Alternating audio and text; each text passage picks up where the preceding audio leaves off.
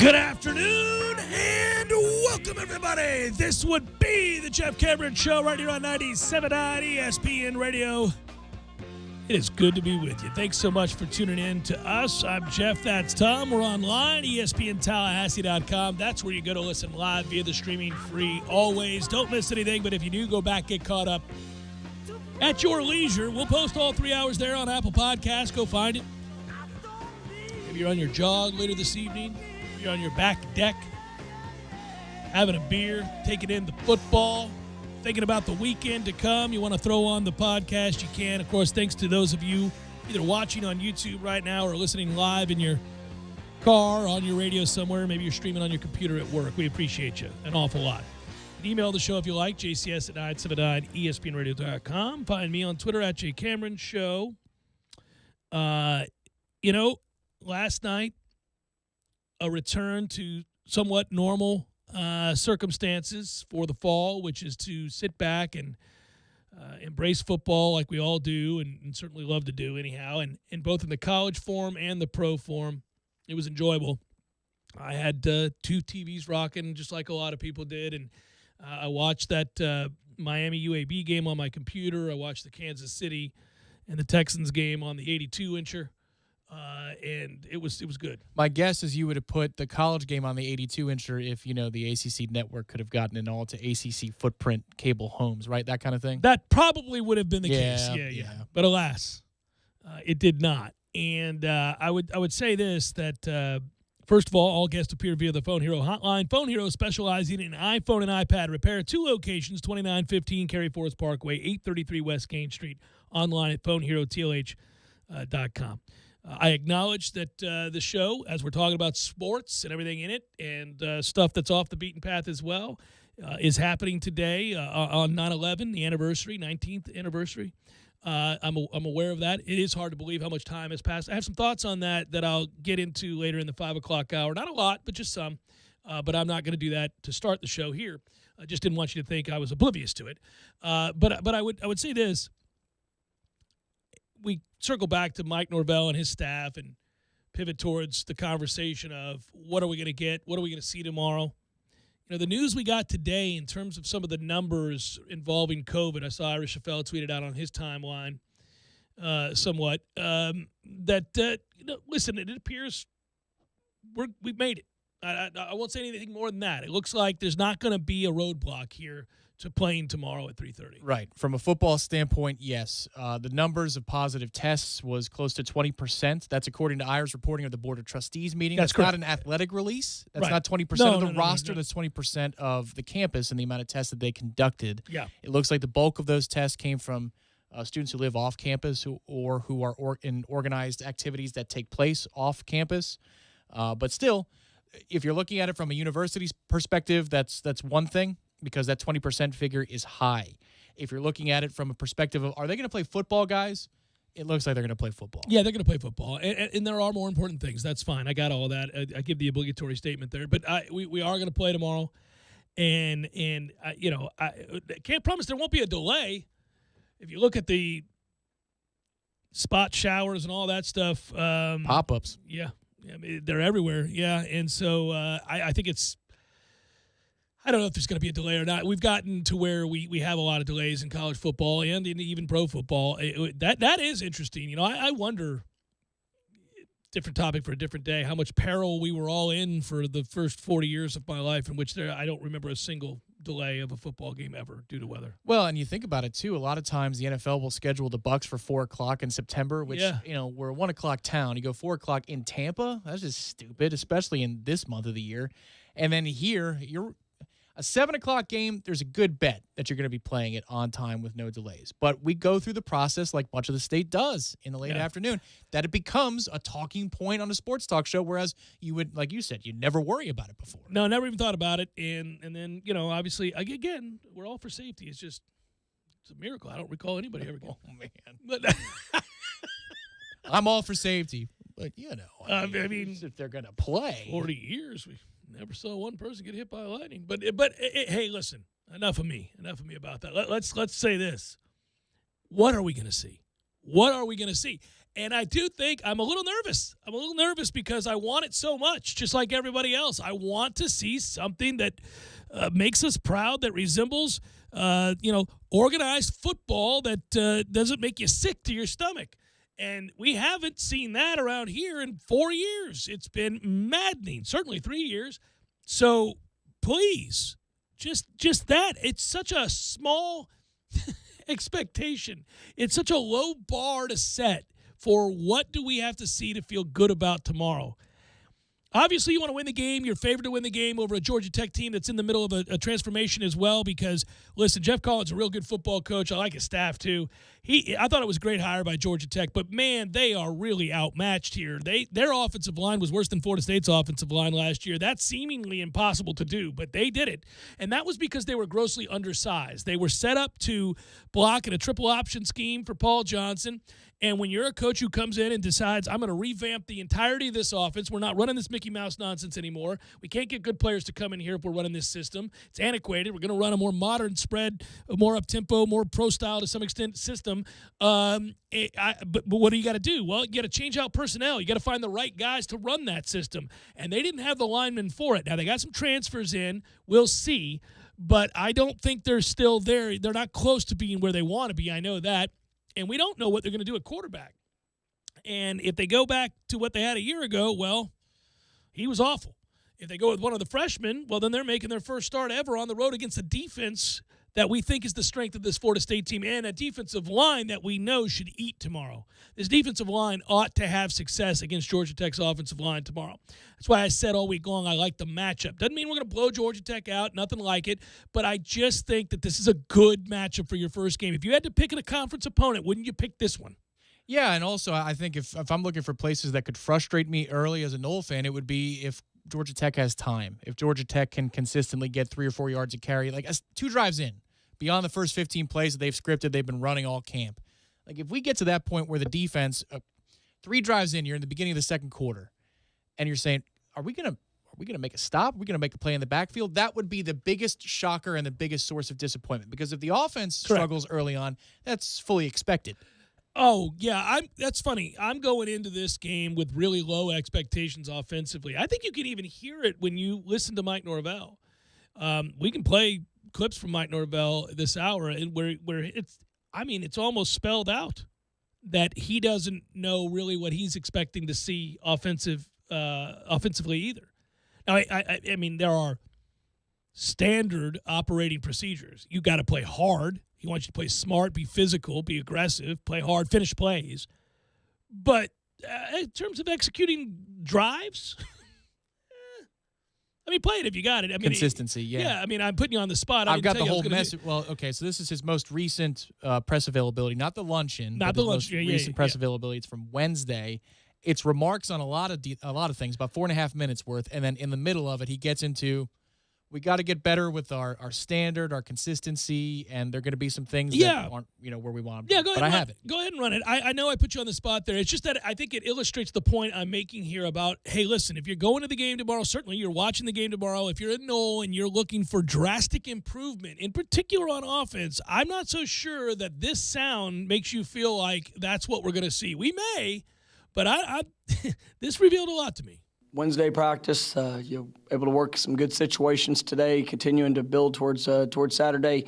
Trying to continue to enhance the confidence of the situational football that's going to show up, and guys having a better understanding of what they can expect, and then you also being prepared for the unexpected, and that's something we're going to continue to hit on through until game time. You're there on Saturday afternoon, but I think we got another good work day.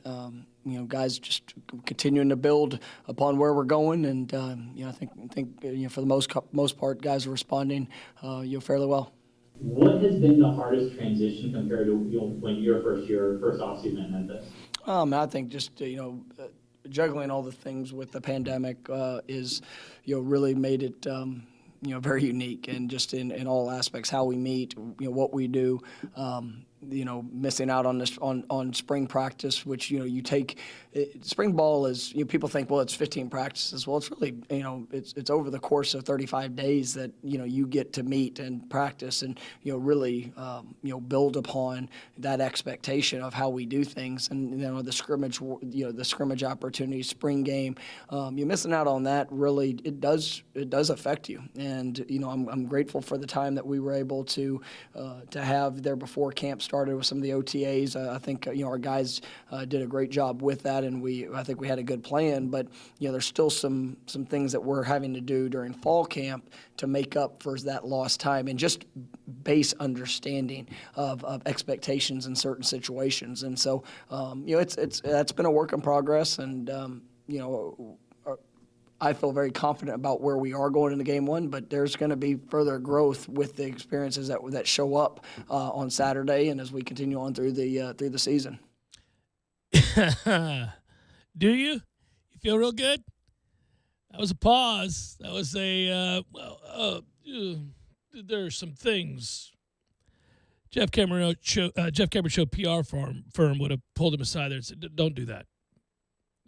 You can't say this thing and then do this because it's going to offset and people are going to see right through it." Yeah, what he's telling you there is we needed more time. We needed more time. Coaches feel like they always need more time. So, in fairness, before the first game in particular, coaches always feel like it's rushed because they're especially if they're attention to detail guys, they're going to be nervous. They're going to be worried that something slipped through the cracks. Now, they try to put things in place to make sure that it doesn't happen, especially this coach, who is detail-oriented and as well-organized as I've ever seen. But when you've got a difficult task, certainly, to transform the mindset but also the execution of an offense that has not played well for some years now, and you have installed to teach it, and you've got limitations on the offensive line and the quarterback, it's only natural then that you are really concerned about how well they're going to play, how well they're going to execute what you're asking them to do, and you would like more time. That is normal. I don't fault him for that, but it's just interesting to note that it's clear that when he talks about this offense, there are some things he likes, there are components of this group that I think he believes will come together and play well for him this year. I just don't know that he believes it's tomorrow. And that's what I find fascinating. Now, he doesn't sound like a man who expects an unmitigated disaster either. But I think he expects inconsistencies. I'll be honest. Listen to it a few times now. I think he expects something close to a really rough day for the offense just because he's talking about the basics. We don't have our basics down. That's what I heard out of that. Is like there are certain things and standards that, we'll get better at and we got to clean up. But I think he's expecting some fundamental mistakes tomorrow, be it mental errors within the system or the philosophy of what they're trying to do, or I don't know, maybe it's physical errors of breaking in on a route too soon. It sounds like they put out some fires, but there are still a couple of flames going, and they need to address those. But tomorrow's the game, and it's not. There's nothing else you can do about it. You're kicking off at 3:30. Yeah, I think the good news for them though is, again, I'll continue to reiterate how I believe this to be the best possible matchup because they have distinct advantages in on the line of scrimmage defensively against Georgia Tech's offense. So if you're an offensive-minded guy, you say, well, Jeff, you keep referring to the defense. Yeah, man, what I'm saying is you're not going to have to score 30 to win. So if you're worried about your offense, if you're concerned about this offense, and I understand why you might be early on especially, it's nice to know that you're not going against Louisville's offense, that you're not going against one of the more explosive teams in the conference. You're going against a program that is also rebuilding and may very well be starting a freshman at quarterback, making his first ever start against that defense. So if things aren't going well for you offensively, you can play to that defense. You can be conservative. You can run fewer plays. You can try to flip field position and run clock. You can do all those things and not have to worry about having to step on the gas with a group that's timing isn't there, and maybe ask them to do things that they're not real good at. So I think that's why this is the best matchup. Jeff Collins is a good coach. That is the one thing that continues to lead me back to the under in this game in terms of totals, because I think Florida State's defense is good, has a chance to be really good. And I don't think Georgia Tech's offense is going to be good. Not this game, not all year. I think Florida State's offense in due time will be better this year. I'm not real sure it's going to be good early. So when that offense goes against a Jeff Collins coach defense, who is a defensive mind that is well respected and I certainly think highly of, they're going to be presented with some problems. You're going to have to draw in. You're going to have to play conservative. Expect this to be fairly low scoring. It's a good thing, again, that you don't have to score a lot. What's the race to, right? Maybe I'll throw that out there. I'll give you the race. We'll figure it out, the total number. That's the point race that we always talk about. You know, in my mind, I think it might be 21. I was thinking 24, but yeah, it's essentially. I mean, the race, too. Like, how much can Georgia Tech score and have a chance to win? I mean, 21? I think 24 secures you the win. 21 might get you to overtime. Yeah. No, don't give me 21-21 OT. I can't do it. I can't do it in game one. It's bonus football. I can't do it.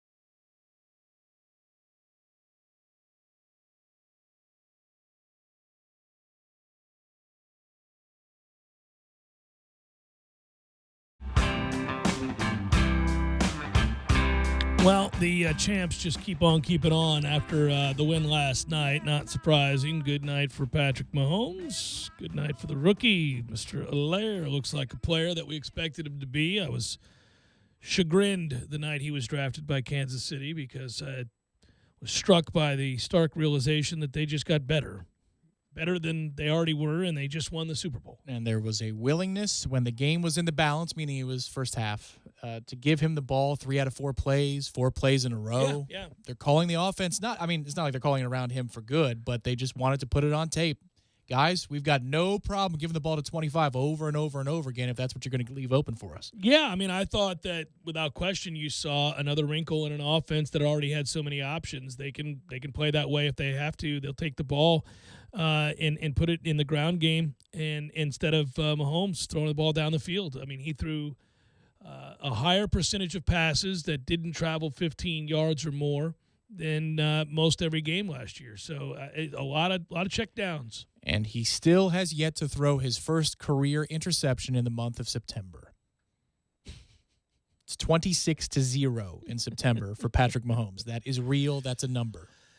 Yeah, it's the kind of thing that, makes you realize that he makes the most of a roster, and he's really, really talented. It's both things. He's got weapons. Somebody's going to be open because he's got a lot of weapons. They're also good up front, so they do a lot of things very well. And if you're going to run the ball, oh man, they're going to be hard to beat. I got a funny story as an aside, and I won't tell the full in-depth version of this story. Tom knows where I'm going. I went to pick up food last night for my family from a local establishment that advertises with us, and we appreciate them. And anyhow, I don't want to say where it was because I because of what I'm about to explain. So we've narrowed it to like 4 or 5 places in town that it could be. So it's a good place, and I like their food. And my son in particular likes one particular item off of the menu that is an appetizer, and he loves it. And so I kind of as a reward, he's adapted nicely to school, and he's doing what's being asked of him around the house. And I thought, well, I would surprise him and go pick up this food, but I wanted to get there right after we got off the air. I thought, okay, I'm going to go do this because I want this to be here when he gets home and we can watch football together. And I'd surprise him with this food. So I go to the place and I sit down and I tell the person I'm ordering to go. And they say, okay, great. Go ahead and put the order in. Would you like anything to drink while you wait? I said, sure, I'll have a margarita. I'll watch a little bit of the golf. You had a margarita? I did. Good for you. So I had a margarita, and I'm watching the highlights of or the tail end of the Safeway Open. I'm watching the golf, and all of a sudden this guy comes in, him and a friend, and there's nobody sitting around me, which is great because I went in with my mask on and made sure everything was good. But where I was sitting, there's nobody sitting near me, so I was good. So I had taken my mask off while I sip on my margarita, watch the Safeway Open.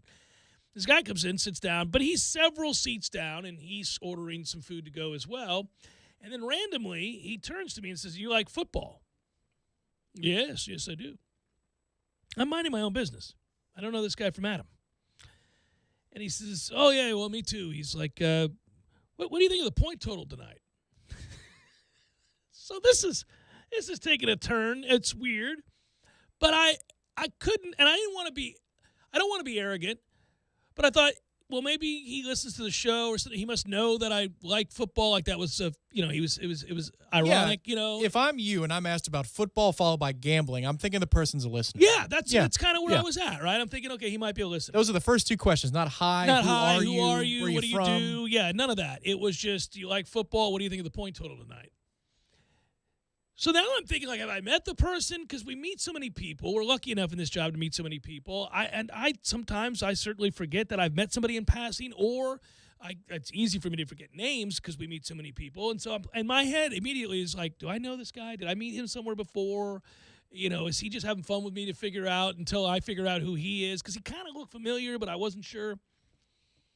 So anyhow, I said, I don't have any thoughts on the total. I don't have any thoughts on the total, right? Shutting it down. Yeah, I really didn't have any thoughts on the total, and so I was like, I don't really have any thoughts on the total. He's like, would you if you had to, would you bet the over or the under? I was like, well, I don't have to, and I'd steer clear from it. He goes, what would you bet on? This is getting very strange. Now I feel like, are we on the verge of being in a sting? Like, what's happening here? So I say to the guy, I go, well, if I had to bet this game, I'd take the Chiefs to win just straight up on the money line. Just take the Chiefs to win. He goes, okay, well, that's an easy pick, though. I want to do something more interesting where you get better odds. I was like, right. Well, can you tease? And so then I said, because I'm a sucker for this, I said, all right, well, can you tease up the Texans to get over 10? Because it's at 9.5. You can tease it up and get 11, 12 points. It might be worth your while to look at that. I mean, it's an NFL football game. You shouldn't be given double-digit numbers. I might try to do something like that. So I'm trying to give out a little bit of advice, right? He goes, oh, okay. He's like, well, I'll tell you what, I'm gonna take the under. 53.5 seems like a lot. I'm gonna go with the under, but thanks for the advice. So it's just already awkward. Now I'm back to watching the Safeway Open, and he goes, you want to bet on something?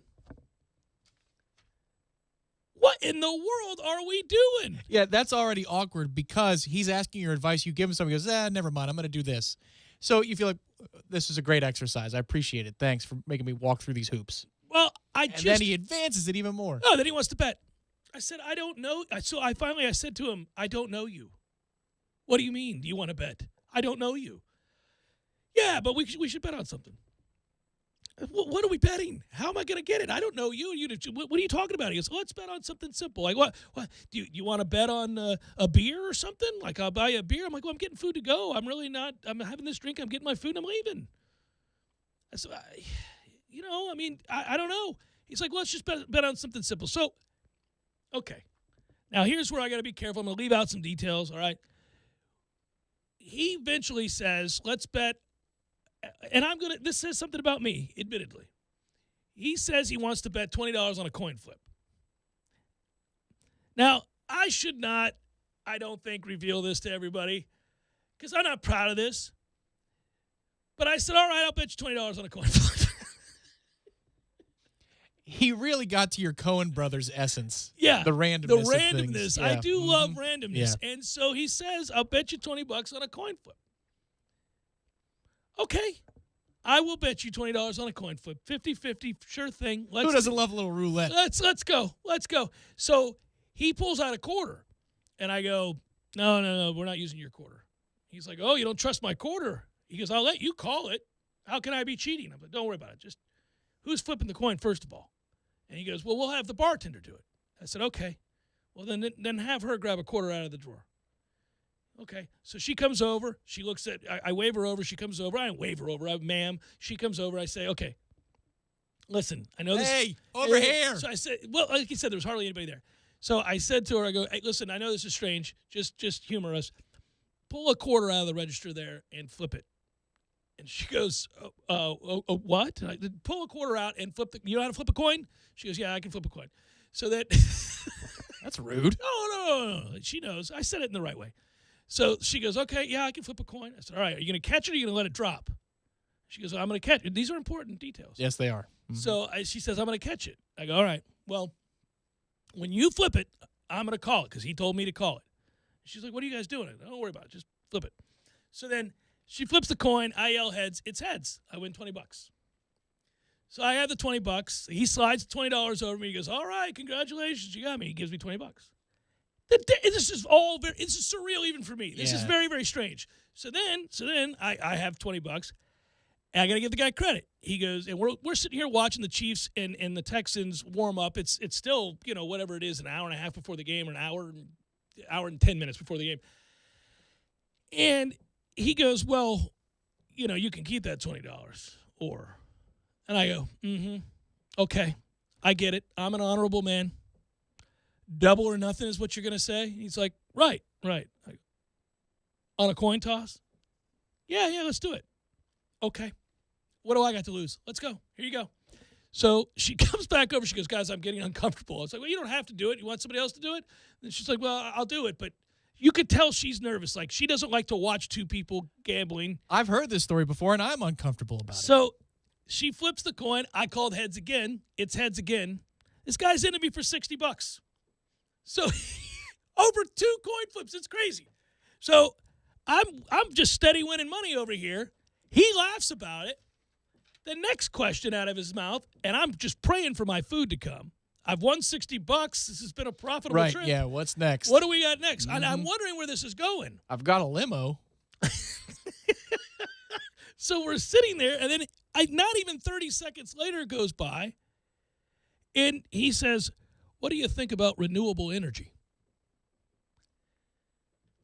So we've gone from, do I like football? What do you think of the total on tonight's game?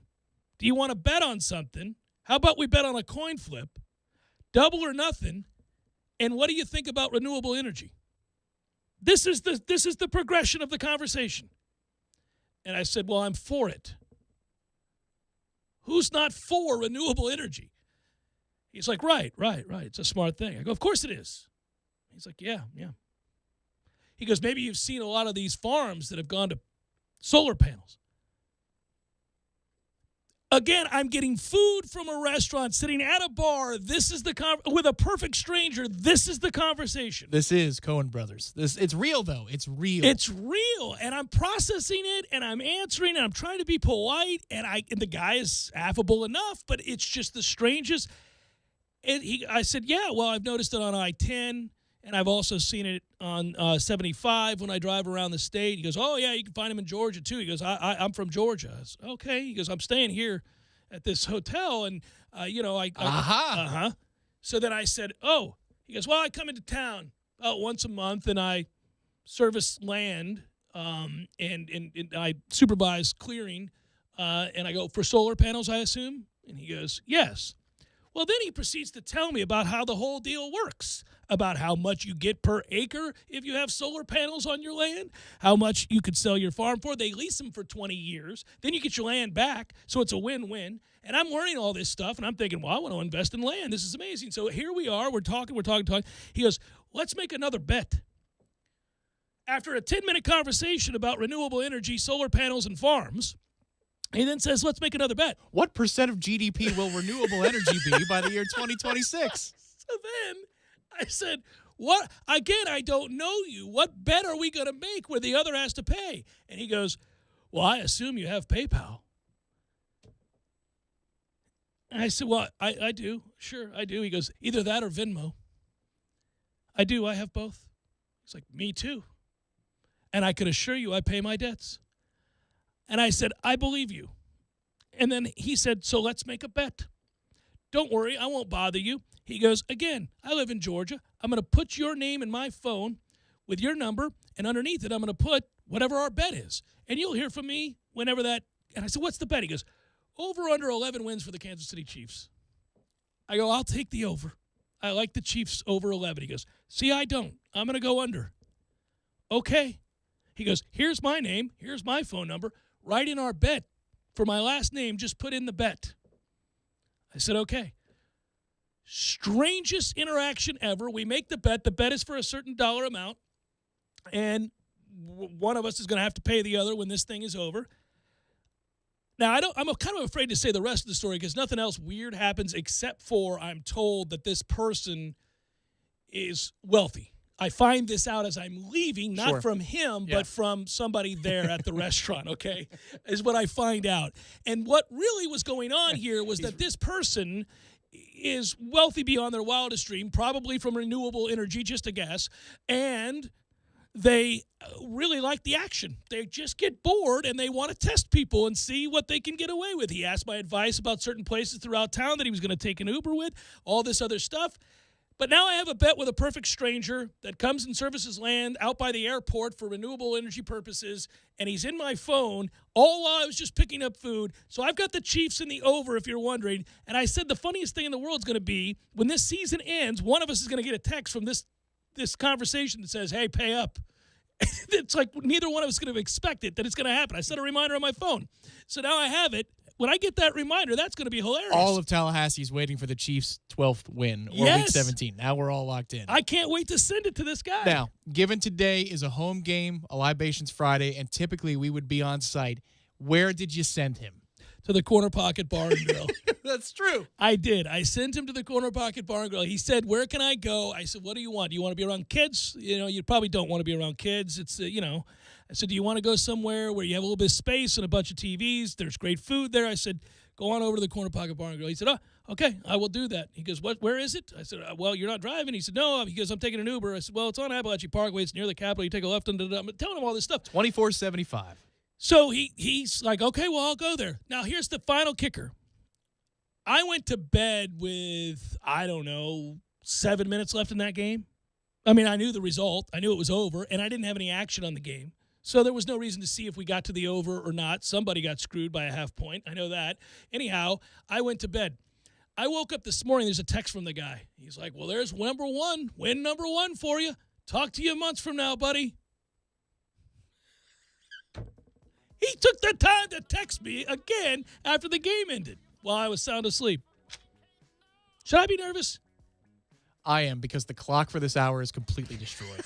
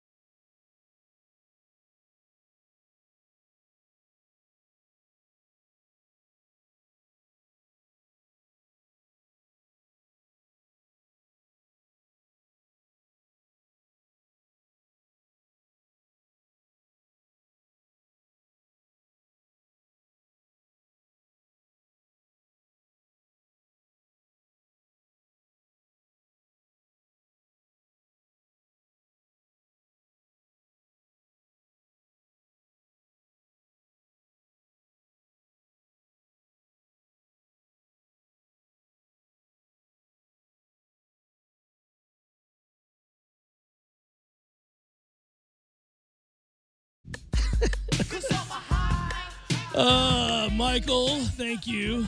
Writes, that story was epic, Jeff. The solar energy tycoon may also enjoy big game hunting humans or something. Watch your back on that front. But solar energy is about to know the name of Big Daddy J.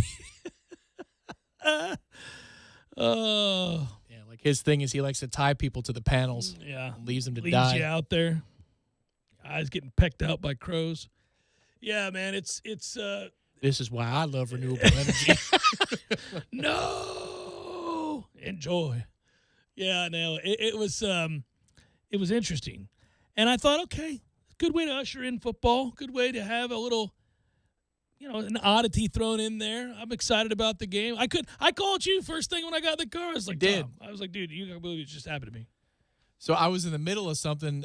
We do family trivia, and I could tell in your voice that something needed to be, just explained. And so I was enamored. And I put it on speaker about 20 seconds in because I could tell Jamie's going to want to hear this too. This is a story worth telling. And now the greater Tallahassee area, the whole state of Florida, really, when you look at our digital footprint, they know. Yeah, and my wife swears that there's something about my appearance that gives it away or something that I do. I don't know what it could be. It's nice. I think it's a compliment, I guess, she says. But, like, people like to tell me things. They like to tell me things. And so just it gets weird. They do. I've seen it. Non-listeners. Yeah. Just people like to tell me things. Normal folk. Mm-hmm.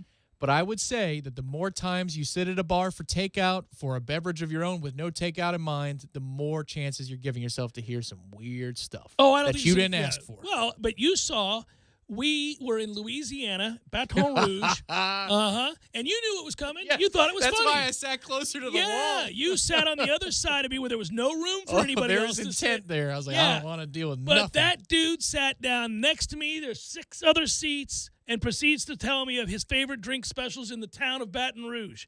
What in the hell? Encyclopedic knowledge of every drink special in town. Yeah. In town. Yeah, no. And then he told me his process and everything else about how he – and you were just sitting there staring down at your phone, looking up at the other – the regionals. The regionals, super regionals. You're watching the other yeah. super regional games. I was trying to watch the other super regional games while we were waiting for our pizza.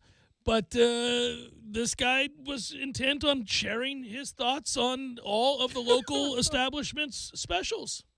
I enjoy a good drink special is one of the greatest lines I've ever heard. Well, this guy last night just surpassed, I think, that as one of the great opening lines to break the ice in conversation with a perfect stranger. In his level 3 about renewable energy, yeah. Well, level 3 is just like you like football. You like football is pretty okay. We go from do you like football? What do you think of the number? To what do you think about renewable energy? It's got to be the greatest non sequitur ever. And that is just I'm going to pepper this guy. Now from 4 to 6, they got a great drink special over here.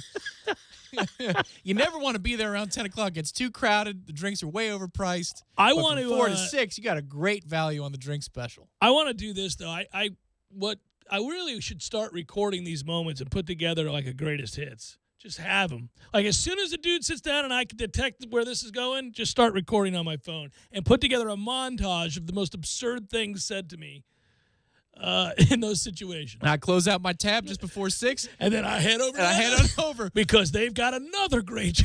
But the funny, because it's absurd, but dangerous thing about that is what's implied there. Oh, of Hop course. in my car and I'm driving over to the next drink special. He's telling on himself, and there's just so many things about it. He had a country accent, which I would not have guessed for a variety of reasons. There's just so many things where you're like, what in the... What? But it's self-actualization. He knew who he was. A man who loved a good drink special. Oh, no, I'd rather enjoyed, to some extent, I thought, okay, this is fine. This is fascinating. Tom and I have got a story for years to come. And then it pivoted to he's got a cousin or a relative that is really good at video production. Oh, my God. Well, that's where I wanted the conversation to end. But the portfolio was actually quite good. It was good, but now he's on his phone showing me videos that I don't care about. That is a barrier. That is a personal space barrier when somebody says, come here, look at my phone. Yeah, I'm like, I'm not looking at your phone. I don't care about your cousin's ability to shoot videos. I don't know you. You got to peer over the shoulder. You got to break that zone, especially now. Like, that's way off limits now. It's just not what you do anytime. It's just weird. Come look at my phone. No, man. I'm good.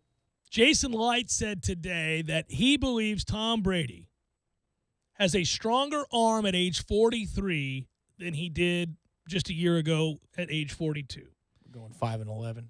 He said that Brady has set a new standard for the organization since signing as a free agent in March. Well, I'm sure. Quote, one thing that strikes me is that he doesn't look like he's any older. Actually, his arm looks stronger than what we saw on tape last year. Well, I hope so. Listen, there are stories now about, and I hope he is as determined and frustrated by criticisms or hints of age as he appears to be, because you have the guy at the local high school there saying he watched every one of Brady's throws, including the time that Brady, like a real red ass, had somebody bring in a jugs gun to see what MPH he was throwing at, and then he tried to top it with each throw in succession. Hellbent on proving that he can still spin it the way a 20-year-old does. Good. I hope we're getting the most highly motivated version of Tom Brady humanly possible. That would be great. That is the purpose. That is the idea surrounding all of this. I don't know that I believe it, and it's easy to do that in an off-season practice, not in a game situation, but an off-season practice when you've had time to rest and you aren't in week 7 after having practiced a ton, played a ton. We'll see what his arm strength is, 10 games into the season when we're coming down the stretch needing to win games to go to the playoffs. That's what I care about. I don't doubt that after rest and recuperation, he goes out there and slings it. Yeah, I don't doubt that. I'm sure he does. I bet if we went back and looked at the tape, I'd have to do so. But, first 2-3 games of last year, I bet he threw it just fine. It's that later in the year, he looked really old. And also, though, the undercurrent was that he was beleaguered because he knew it was his final season. They didn't go when Antonio Brown was jettisoned. He knew that, well, I don't have much to work with here. And so the frustrations, they all piled up. And so even though he's undeterred and he wants to be the same guy every single day like the commercial, at some point there's a breaking point. And it sounded like everybody knew even going into last season, this is it. He's going somewhere else. Well, he was going somewhere else because he knew that Bill didn't want to give him a contract, an extension. He wasn't going to get that extension that he wanted to finish his career there. And then that obviously hurt his feelings. Oh, by the way, there's nobody wrong here. Like, I don't think that Belichick was wrong. Look, he wanted to move on before that with Garoppolo. That was implied. He clearly was frustrated with that situation. It was expressly stated. Yeah. So, but I get moving forward, he was ready to move on. He was ready to – and then there's egos involved on both of their parts. And I understand that. So, I get it. I think if you're Tom Brady and you've given what you've given to that organization, you would be disappointed at their unwillingness to let you finish out your career there. And I also get if you're Bill Belichick, you got to start building for the future. Yeah, the Garoppolo thing was expressly stated in the return for the trade, that you only got a second when a lot of teams would have shelled out a whole lot more. Well, he did that because he handed it to a friend. He wanted to be sure that would be a quarterback taken care of. That was weird. Very personal for Bill. Very personal. Lee Sterling, Paramount Sports. Let's do some picks. We got to make some. We'll do some next. Jeff Cameron Show, 97.9 ESPN Radio.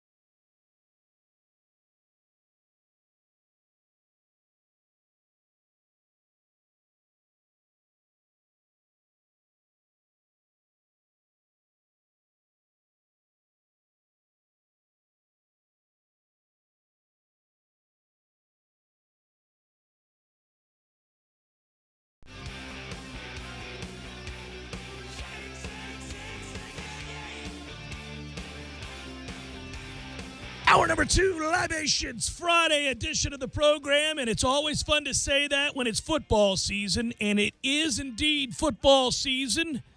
I know that. I watched football last night. I watched both college and pro, and I sat there and reveled in the opportunity to do so. Oh, man. Big meal, family gathered round, 82-inch television, football. Football on my computer, football. Oh, this is beautiful. And I didn't think we'd get to see it. By the way, we're online, ESPNTallahassee.com. You can watch us on YouTube, as always. Thank you for doing so. If you want to email the show, you can, jcs at 979ESPNradio.com. You can find me on Twitter at JCameronShow. It's always fun to welcome him back in. So many years together now. Lee Sterling, Paramount Sports, joins us every Friday during the season. Hello, Lee. Happy football, brother. You too. I had plenty of doubts over the summer. Yeah. Not going to lie, but at least we got to this point. There might be a few games canceled in college football along the way, but I think they're going to find a way to finish this season, and I think the NFL is going to go off pretty much without a hitch. So I'm feeling better mentally, physically, and looks like our teams, both teams, might be on the rise. Yeah, I thought Miami looked real good last night relative to what my expectations were. I think there was I know you and I had an opportunity to talk a little bit, but I thought the plan was cogent. Lashley's going to do a good job with your offense. Derek King is a huge upgrade at quarterback. Your offensive line's still suspect, but they'll utilize Derek King's legs in order to keep defenses honest. Offense the last couple of years. Oh, yeah. It wasn't the turnover chain. It was the turnover toilet. Yeah, it was an ugly, ugly display. And then, obviously, they got culminated in what you saw in the bowl game. And, right. It's funny. Florida State plays Georgia Tech tomorrow, and I was just sitting here thinking about how bad Georgia Tech's offensive line is, and Florida State has a terrible offensive line and has the last 3 years. And then it occurred to me, Georgia Tech beat Miami at Miami last year. Right. And I thought, man. Don't remind me. Yeah, I know. I got to walk around Miami and see FIU fans wearing shirts, that they're the best team in South Florida. State. Yeah. Well, best team in Miami. Yeah. Well, I'll say this. I think that's going to change. I think you've got you got an offense in play now with this kid at quarterback, and I like your defense. I understand that you had some kids opt out. That's a big news, but I still think on the whole that Miami's defense is very good.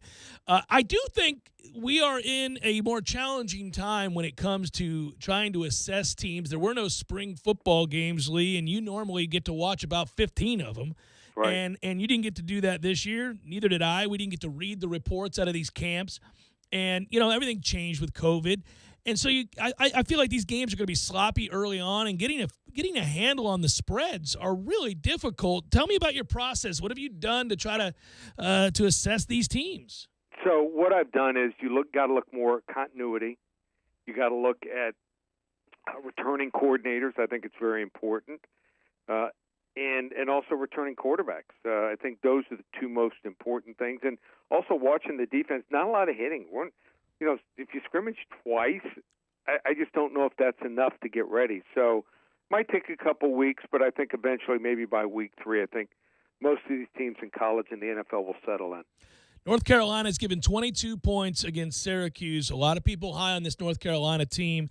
Obviously, what Mac Brown did in year one. They got the young quarterback in Howell. They've got talent. I think a lot of North Carolina's hype centered around how close they kept that Clemson game a year ago, narrowly missing out on a huge upset. But in truth, they lost 6 times last year, Lee. They weren't a great football team. They got beat by App State. But a lot of people think they take a huge leap this year. I don't know where you stand on North Carolina, but where do you stand on 22 to Syracuse? So here's the thing. You're going to see North Carolina, which is talented, and they are probably better than last year. They go from being the hunter to being the hunted. Right. And a little bit different mentality, a little tougher to get ready for every game. And I think they're solid. I mean, after Clemson, it might be them and Notre Dame, but they're going to face a Syracuse team that has a quarterback in Tommy DeVito, who the kid just makes plays with his arm and with his legs. He moves the chains, and I really like their offensive coordinator, Sterling Gilbert. If you remember, he was the offensive coordinator at South Florida in 2017 and 18 when they had really prolific offenses. So North Carolina's not in this situation often. Since 2005, this is the first time they've been this big of a conference favorite. I think they'll win 45-28, but I think Syracuse covers. Louisville is playing Western Kentucky, and Louisville's a team that will duke it out with Florida State for second place in the Atlantic Division, is what most people seem to think. It's going to be fun watching these two programs battle. In the interim, they're favored by 12 against Western Kentucky. Do you like this Louisville squad? I do. I like their offense. I don't know if I love their defense a whole lot. I think their offense with Satterfield calling the plays is going to be scary good. But their defense, they allowed 33 points per game last year. And I don't see a real infusion of talent. I'm grading, what they have. And, I just don't see it here. So I have a problem with their defense. Last year, and I'm watching, there's a couple games. A couple teams played Kentucky. And Kentucky was not going to throw the ball more than 5 times a game. And they weren't playing for the run. I mean, they lined up, did Louisville's defense, in a 7-man front when you had Lynn Bowden at quarterback. And what did he do in that game, Kentucky, to Louisville's defense? He ran for 284 yards of the total of 517 rushing yards they allowed. Western Kentucky has Maryland transfer Terrell Pegram. Here's a guy that's similar, runner and thrower. So I think it's going to pose some problems to this Louisville team. And Western Kentucky plays better on the road. What did they do on the road last year? Beat FIU on the road, beat Arkansas on the road 45-19, and took it to Southern Miss 28-10. DeVille wins 34-30, but I'm taking Western Kentucky in the 11 points. Wow, fun game. Okay, so let's go. We stay in college. It's Florida State, and I'll be honest with you, Lee, I think a lot of us, and that includes maybe our head coach, really don't know what to expect from this offense. It's got to be a hell of a thing to take over a new job with some limited pieces on the offensive line, a limited quarterback who's really been shell-shocked in the time that he's been here. Situation hasn't been ideal. And then to have no spring practice. You got 3 practices in spring. You just wonder with the offensive install how long it's going to take for them to really grasp these concepts and play with any rhythm. Now, I do think he gets to fall back on a very good defense this year. Florida State's favored by 12 over Georgia Tech. They're in the midst of an overhaul. They've got a real good coach in Jeff Collins, but he's got so many pieces he still has to fill in for Georgia Tech to be competitive. This is a weird game. Florida State by 12. What say you? It is, and you talked about the Georgia Tech offensive line last year, how bad they were. I don't know how, but they were able to entice 3 grad transfers to transfer, and these were starters, guys that started multiple games, not one game, at least 6 games each for Tennessee, Vanderbilt, and Ole Miss. So I think their offensive line is going to be much upgraded. Are you hearing also Jeff Sims might get the start here? Well, he should. Last year's quarterback completed 45% of his passes. So I don't think I would go with him. So, yeah. That's what I thought. And he was an FSU commit, so there's an interesting storyline there. I expect, Florida State's offense to get better as the season progresses here, but no home field advantage. And you got to factor in that. I like Florida State to win 31-21, but I'll take Georgia Tech plus the points here. Yep. Let's go to the NFL. One of the great stories I thought last year, might have been underrated because the record wasn't great, was how hard the Miami Dolphins played. And I really think that here their organization gave up on their coach and gave up on and what I mean by that is they basically traded away all your good players and said, hey, we want to tank. We're going to tank for Tua in essence. Now, they end up getting Tua anyhow. But what was funny was how hard the Dolphins played, how many games they were in. I think they love Flores. It's a weird year. I don't know what New England is. I know half that defense opted out. So is 6.5 too rich for the Patriots over Miami, or is that number safe to lay? I think it might be too much. The over-under, one of the totals that I bet in the NFL was the under 9. I can't see New England winning 10 games with this personnel. I mean, if Bill Belichick does it, they should waive the 5 years you got to wait to get in the NFL. This might be his best coaching job. I just don't think Cam Newton's right for this offense. They lose 8 players due to COVID who opted out. Yeah. They lost 4 other starters plus Tom Brady in free agency. Their linebacking core, watch their linebackers. They're just not very good. And Miami's offensive line is going to have to play pretty conservative with 2 rookie starters. But Flores knows New England. They know their system inside and out because of Flores' knowledge. No fans. I think Miami's a 7 to 8 win team, and I think New England's a 5 to 6 win team. I like Miami outright, 20 to 16. Oh, I love to hear it. I've been trying to hint to my listeners all week long that I kind of think the Dolphins are going to be a fun team to watch. They really are. Obviously, my Bucks are going to be fun to watch, but I don't know how early in the year they're going to look without all of the time together that you would ordinarily get that they were robbed of. And so I get it. It's Tom Brady, and there are weapons galore. But Evans is limited if he does play with the hamstring. It's also a matchup in which he gets shut down every year by New Orleans. So I find when you talk about cohesiveness, obviously New Orleans has it, and Tampa Bay does not. I think the Bucs are going to be real good about 4 or 5 weeks into the season. They're getting 3.5 here. What say you? So I grade every player in the NFL in the offseason, and I'm grading the Bucs players, and I'm like, wow, they have some really good players. Yeah, they do. They should be like a 10 or 11 win team. Why aren't they? Well, one factor, turnovers. Turned the ball over 41 times in 2019. The only team the last decade to turn the ball over that many times, the Cleveland Browns in 2017 when they went 0-16. So what that shows you is here's a team that was somehow able to overcome all those turnovers and somehow win 7 games. Their run defense is stout. They have the top returning sack guy in the NFL, Shaquille Barrett. I just think New Orleans, if they get into long down and distance situations, Drew Brees is just not the same here. And No. the Sean Payton, Drew Brees run, they're habitually slow starters. How about this? Since week 1, since 2013, they've won 1 time. It was last year on a 58-yard field goal on the last play of the game. Give me 3.5 points here. I got Tampa Bay winning outright 28-24. I hope you're right. The other reason the Bucs lost last year was through the first 11 weeks they gave up over 31 points a game on defense and something like 480 yards. They couldn't stop anybody. I mean, even you agree it was time. It was time to make a change at quarterback, right? Yeah. I'm not sure. I'm fine with Brady coming in, obviously. If you can get Tom Brady, I get it. You make a run at it.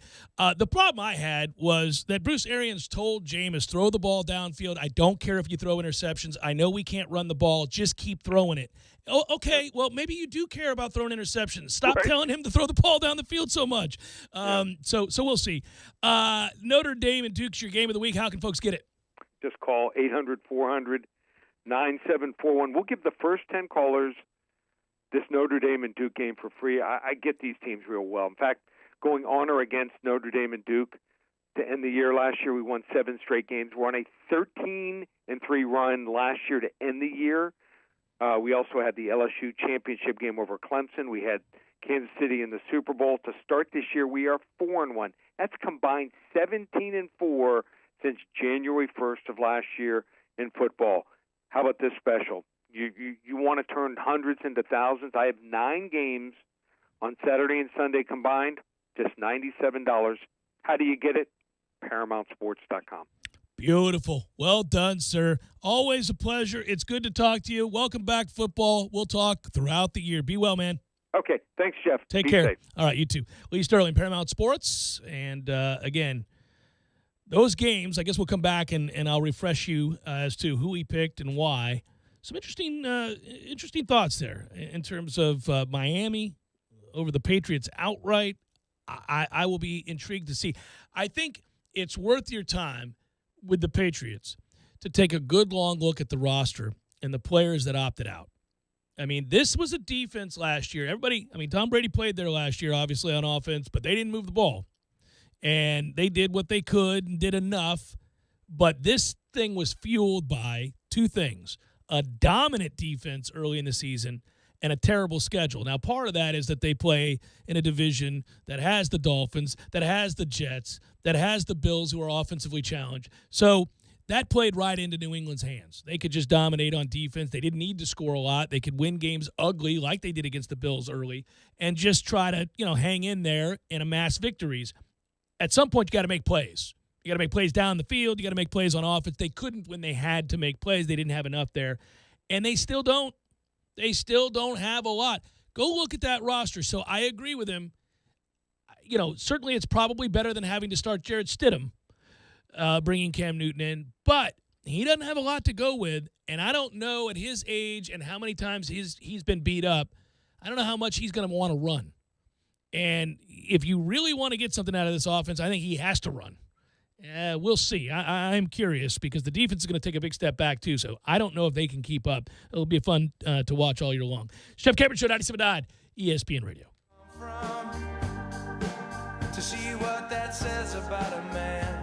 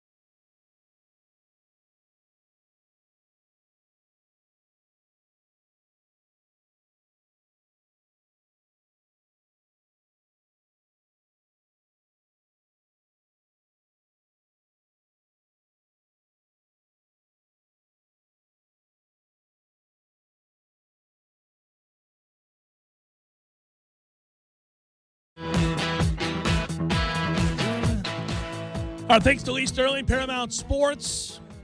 Go to ParamountSports.com to learn more about what he's locked in on, what he likes, what he doesn't, all that good stuff. So let us revisit those picks, first of all. And I start with Florida State. He's got Georgia Tech covering, but he's got Florida State winning. I got to tell you, I'm stuck betwixt and between.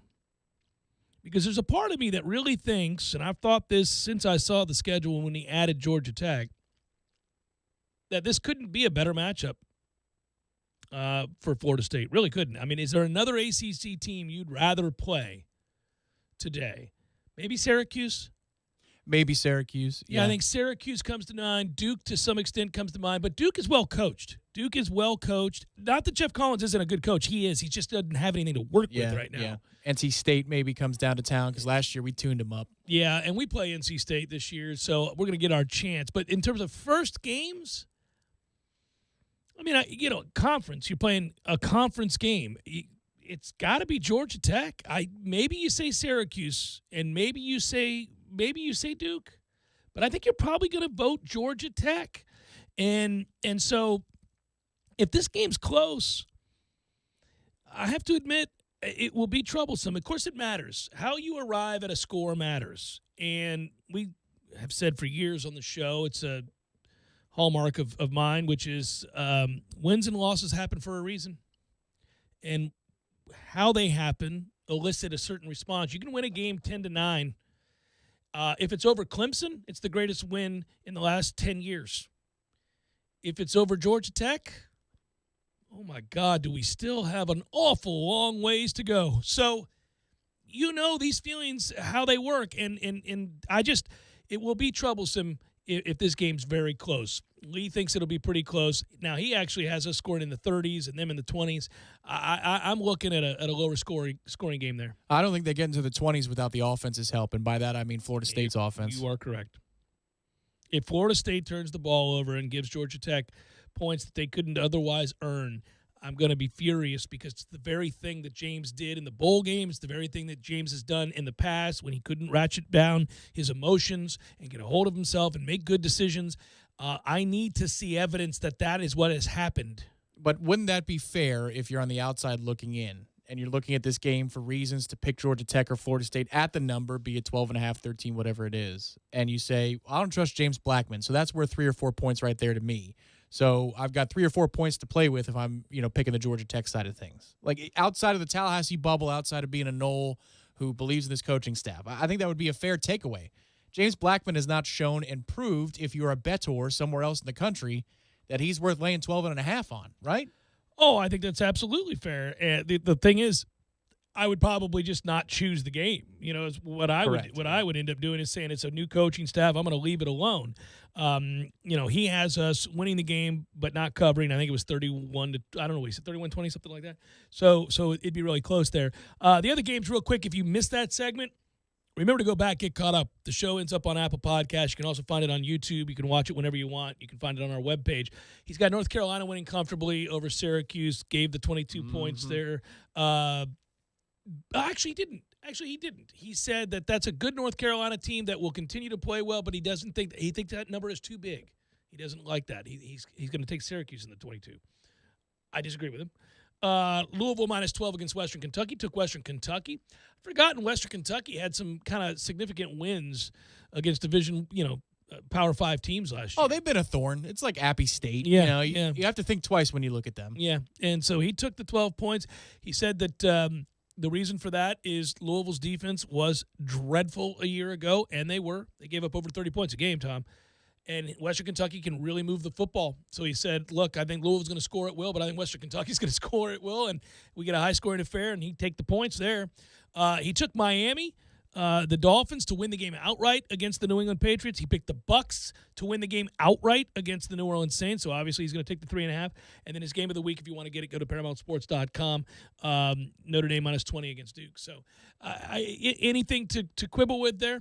No, just a question for you, I guess. New Orleans minus 3.5. Is that something that you'd like to look at? I think the Bucks keep it close. I think they lose a heartbreaker. I think I could see us losing by a field goal. Straight up winner then. I'll take New Orleans. You have the Bucks. Oh, buddy, our Here first we one go. of the year. First All wager. right. These tall boys aren't going to buy themselves, boys. Now, we just both showed signs of being veteran gamblers and knowing each other. You posited the wager, you floated it out there, you were hoping to get the points. I eschewed that by saying I, too, agree it'll be a close game. And so in order to get this wager, we just had to man up and go head up. And so it's a tall boy wager. Yeah. I want a tall boy. You want a tall boy. It's a bye week Who next doesn't week. We're want going to a have some tall extra tall boys? boys. The slate I gave out yesterday on Redemption Thursday, did you raise an eyebrow on any of those? By the way, I'm off to an 0-1 start. There we go. A grand start to Redemption Thursday, everybody. UAB nearly gets the, cover at 15.5. They lose 31-14. Couple takeaways here. Want to note something about Miami. They didn't throw the ball very well, and I don't know that they will because Derek King doesn't throw the ball very well. Not consistently, anyhow. But Lashley did a good job with this offense last night, and what he did was give them something of a cogent plan. Yes. And now I see the finish line for them. I see how they have to win games. Rely on their defense and his legs. Well, his legs, but then also the running game, right? It's simple, but that's the interesting thing looking ahead for a second in our matchup is if our D-line comes to play. I like this. Yeah. That's where I was going. I wanted to get there because what I'm going to tell you now is, all right, that's what you want to do? It ought to be big boy football. It ought to be big boy football in the trenches in 2 weeks when we play Miami. And you got to make Derek King throw the ball. Now, one of the things, and I give Lashley credit for this because they're going to play a spread-up tempo and run the football, but with a physical element. Yes. But what they have to do in order to do that is take away one of their strengths, and I know it's got to drive him nuts. They've got good receiving weapons at tight end. They've got good receiving weapons at wide receiver. And guess what? They really can't use them because they got to block. Yeah, so the two best throws I saw from King last night, one, he's rolling to his left and he hits the receiver on the sidelines. He gets his foot down. Yep. And the other one is the timing throw to Brevin Jordan for the touchdown. Right. Which That's there's nice. nothing you can do with that. No. But they don't. They're not going to – listen, they ran over 70 plays. They amassed 500-plus yards in offense for an anemic offense a year ago. This is a big step forward. And I'll tell you why it's a big step forward. Two reasons. First of all, again, there was an offensive coordinator with an actual plan, and they utilized their quarterback's strength properly. And he's going to be able to run – as long as he's not hurt, he can run. I mean, we know this. We saw him do this. This is what he is. He can run wild. He's got great timing on the read option. He's going to have success doing this. But here's what I'd say. The reason I think it was a successful night last night for Miami was because that UAB defense is good. That's actually a good unit. They've got most of the returners back there. They are a well-coached team. And it took a while for Miami to generate. It did take a while. Now, UAB could do nothing on offense, and if they had just bothered to score in the fourth quarter, I get my cover. They're open for business down the field if you can block it up. Yeah, But, So the thing is, I came away with enough things that I was, A, impressed by with Miami, but also that I thought suited us well. They don't pass block well at Miami. They still don't. The offensive line is not a strength. They need extra bodies in order to run the football. But they have a plan, and they're going to run the football. We ought to be able to stop the run. This sets up pretty well. I know I'm getting out over my skis because we're playing Georgia Tech tomorrow, and I gotta see what we are. But I'm making assumptions about what our defense can be, and now I've seen what Miami can be, and I think this match is up for a war. Well, and that's where filling the gaps tomorrow, just something to look at as you're matching up Florida State and Miami in your minds. We're not overlooking Georgia Tech. Florida State can't overlook anybody. We don't have that right. No. But just that's a rivalry game. So you look ahead, and Miami gave us the first bit of evidence. Yeah, you're looking at the linebackers tomorrow, and you're seeing, are they going to fill the correct gap, first of all, through instinct? Are they willing to fill the correct gap through will? Those couple of things are going to be huge against Miami. You better commit to it. Tell you what, the juices get flowing when we start talking about that game because you got a new coaching staff, and I know we're going to go out and win tomorrow, and it's going to be important for psyche and everything else to believe and have confidence and go into that bye week feeling good about yourself and taking that step forward that we always expect to see from game one to game two. But I'll say this, Coach Taggart, unfortunately, had a lot of things happen, some of which were not his fault, a lot of which were. But he just could not have gotten off to a worse start. All of the buildup leading to the thud of the Virginia Tech game. And then, of course, He doesn't beat his rivals. He doesn't, we don't beat anybody of consequence at all ever. Jimbo owned our rivals. He owned our rivals, and that endeared him to us immediately, in addition to all the things he got right in recruiting and all of that. Yeah, you got the juices up for a rivalry game, but, I wasn't worried in 2016 against McElwain. I wasn't largely worried against Al Golden. Right. Yeah, you're worried because it's your rival, but there wasn't this other threat. There's No. Jimbo's got it. He's got it on lock. We'll be okay. Yeah. I want this guy to show me signs that he too can have it. So it's so funny. It's 2 weeks from now, but I'm already kind of like, oh, okay. I saw what Miami is, and they're gettable.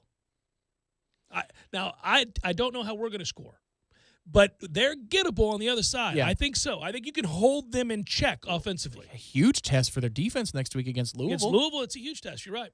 That's a really fun game to watch. Buddy, we're getting information. Yes. We're picking up clues. We're putting the case together. This is fun. We're figuring out who's what. We're drinking tall boys. Soon, I'll be drinking mine with a victory. Spot me half a tall boy. Half a tall boy. I hope I'm wrong. I'd rather see you drink the tall boy as I walk in on Monday morning and say, Tom Wang, this is a tall boy for you because our Bucks beat the Saints. Tall boys. Somebody's winning, tall boys. Oh, the old request from Matt Moore. Somebody make a run for some tall boys here. 4 for 5. It's a great deal. It's Jeff Cameron Show, 97.9 ESPN Radio.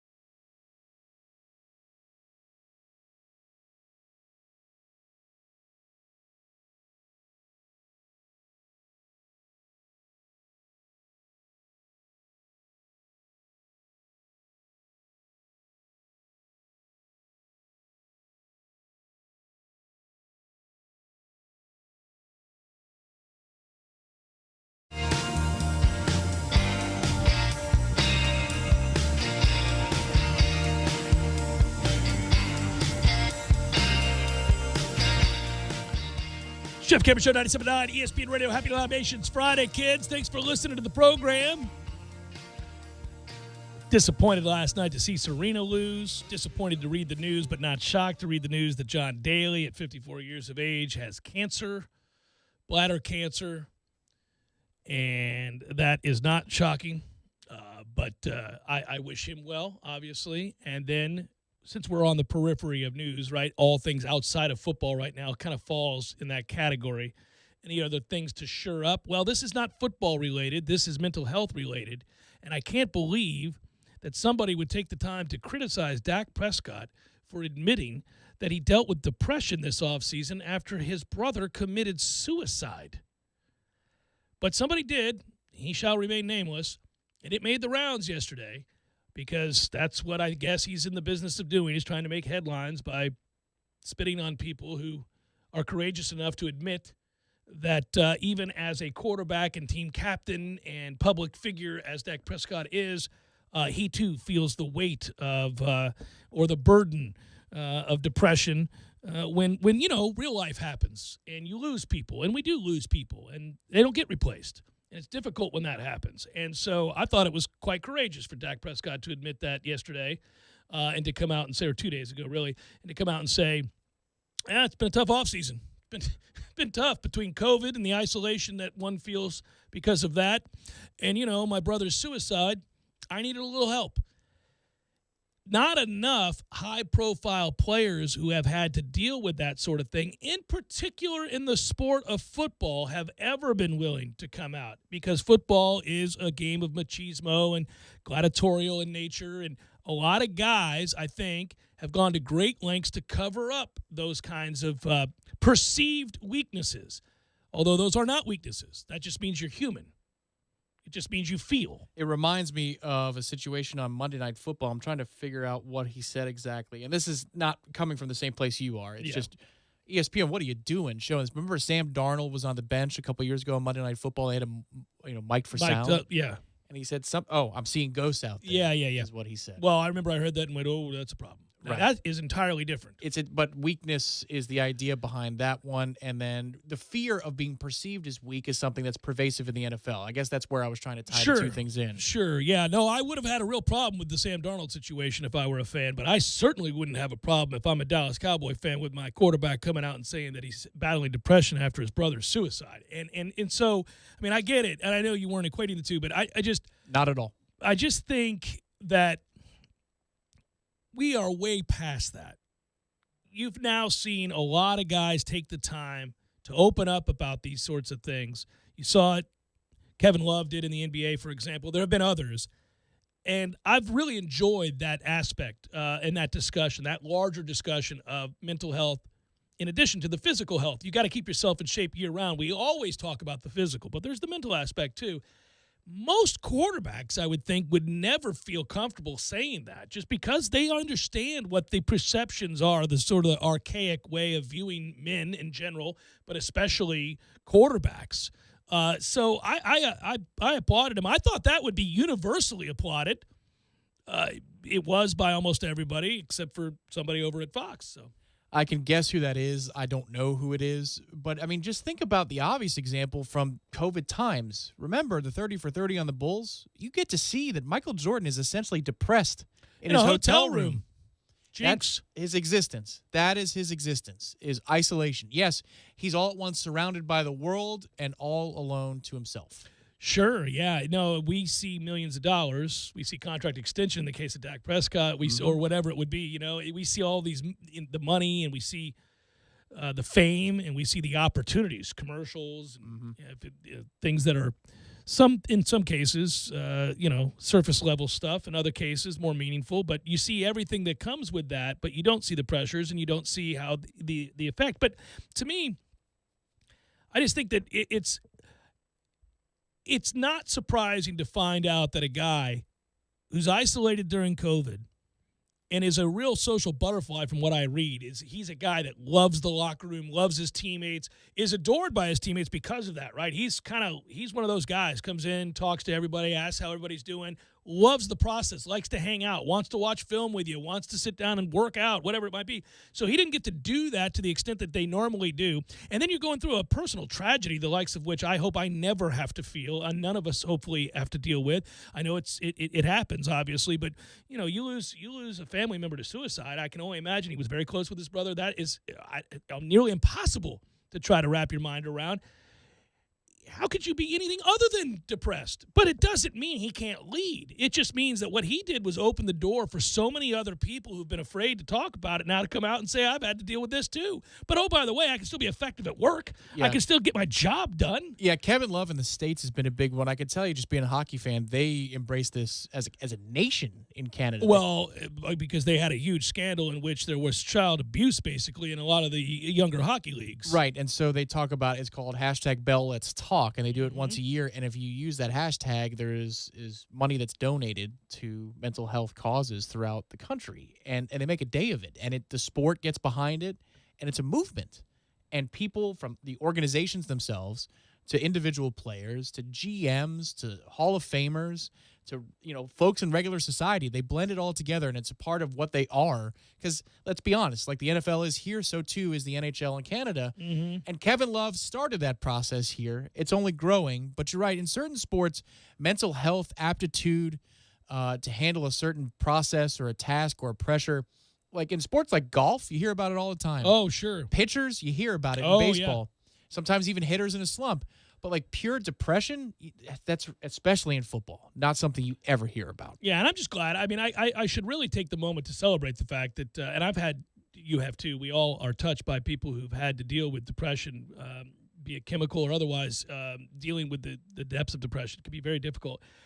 But for years, it was like this dirty secret you weren't supposed to talk about, and people kept it on the down low. They were shamed. The idea of going to see a therapist was crazy. Like, we're so far beyond that now. That's why I brought this up. You'd have to be a caveman to think about things that way now.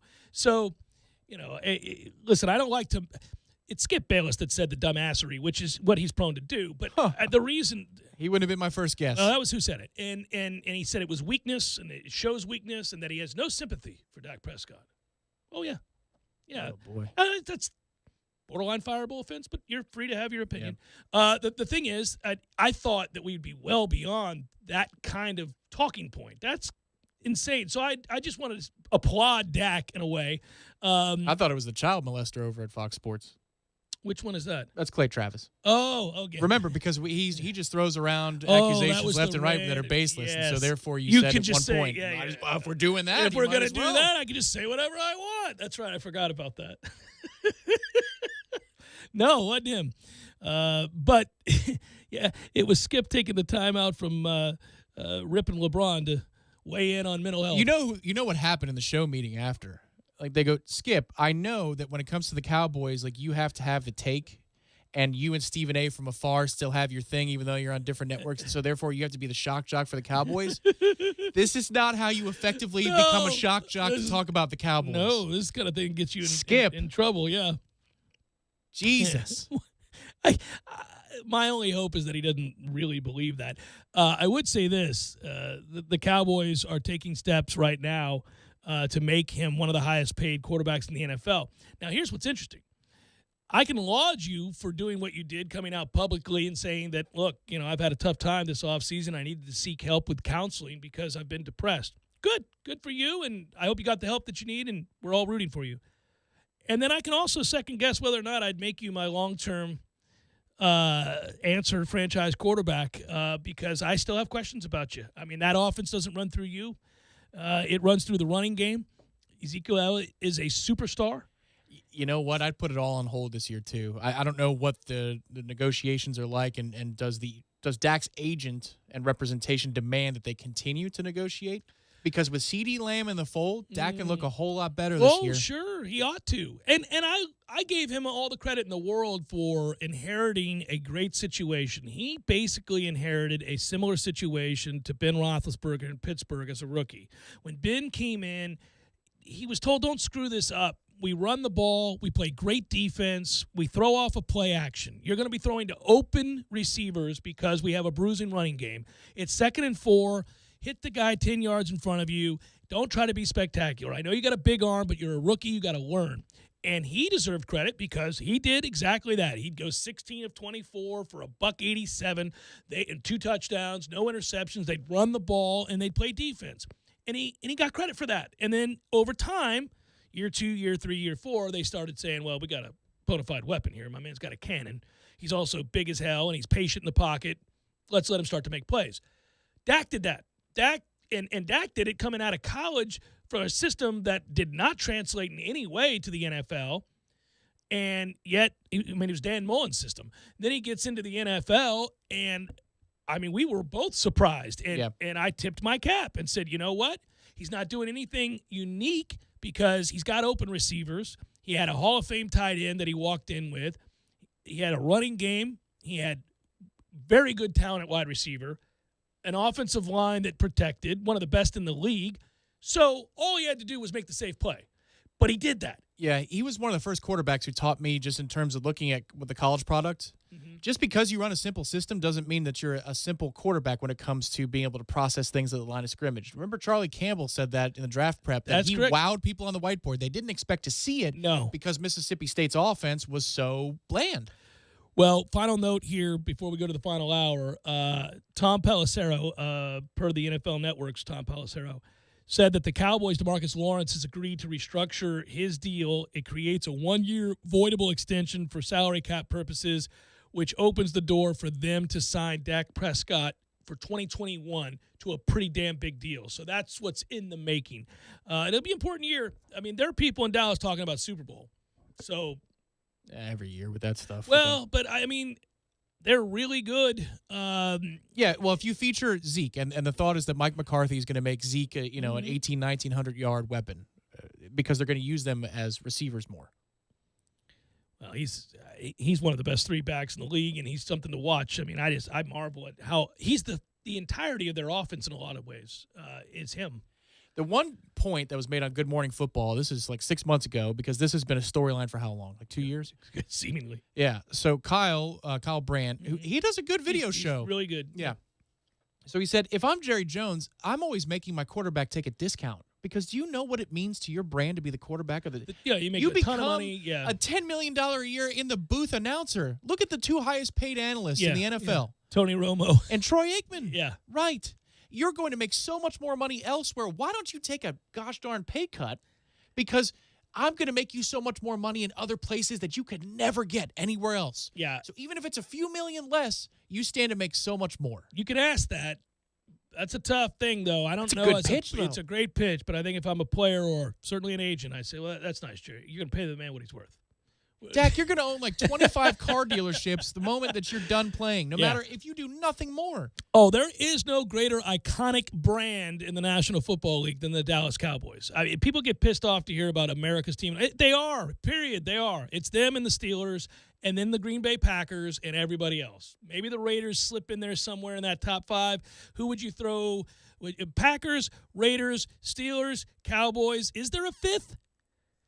I don't know. San Francisco, maybe? San Francisco, but probably. Maybe. Well, that's achievement, right? But that's still, I don't even know that San Francisco falls in that category. But, you're living off of people in your demo. Like Gen Xers, to them, the 49ers were good for 15 years straight. I'm a Gen Xer. But that's what I'm saying. Yeah, if you're trying to capitalize on who it means something But I to. go through the all-time. If I take the shield, if you will, and look at the all-time teams and what they mean, from a brand standpoint, it's the Cowboys, it's the Packers, it's the Steelers, and in no particular order, and it's the Steelers.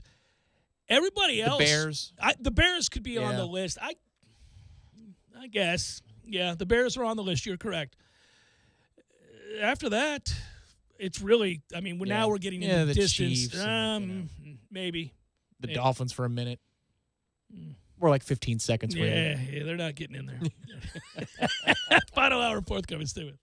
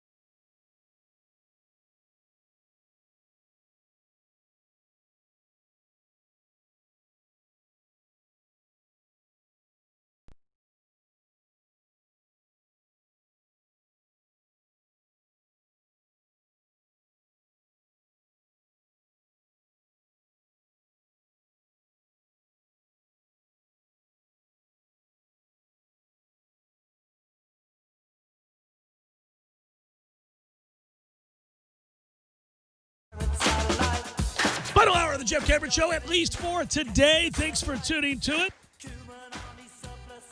I mentioned it's a Libations Friday, but it is not lost on me as well that it is an anniversary, sadly, 19 years ago for 9/11. I didn't want to spend a lot of time on that today. It's not being callous in any way. Tom and I have had this discussion on the air almost every year on the anniversary of 9/11. But I also know that a lot of you tune into this program and are especially tuning into this program today, game week, first week of the season.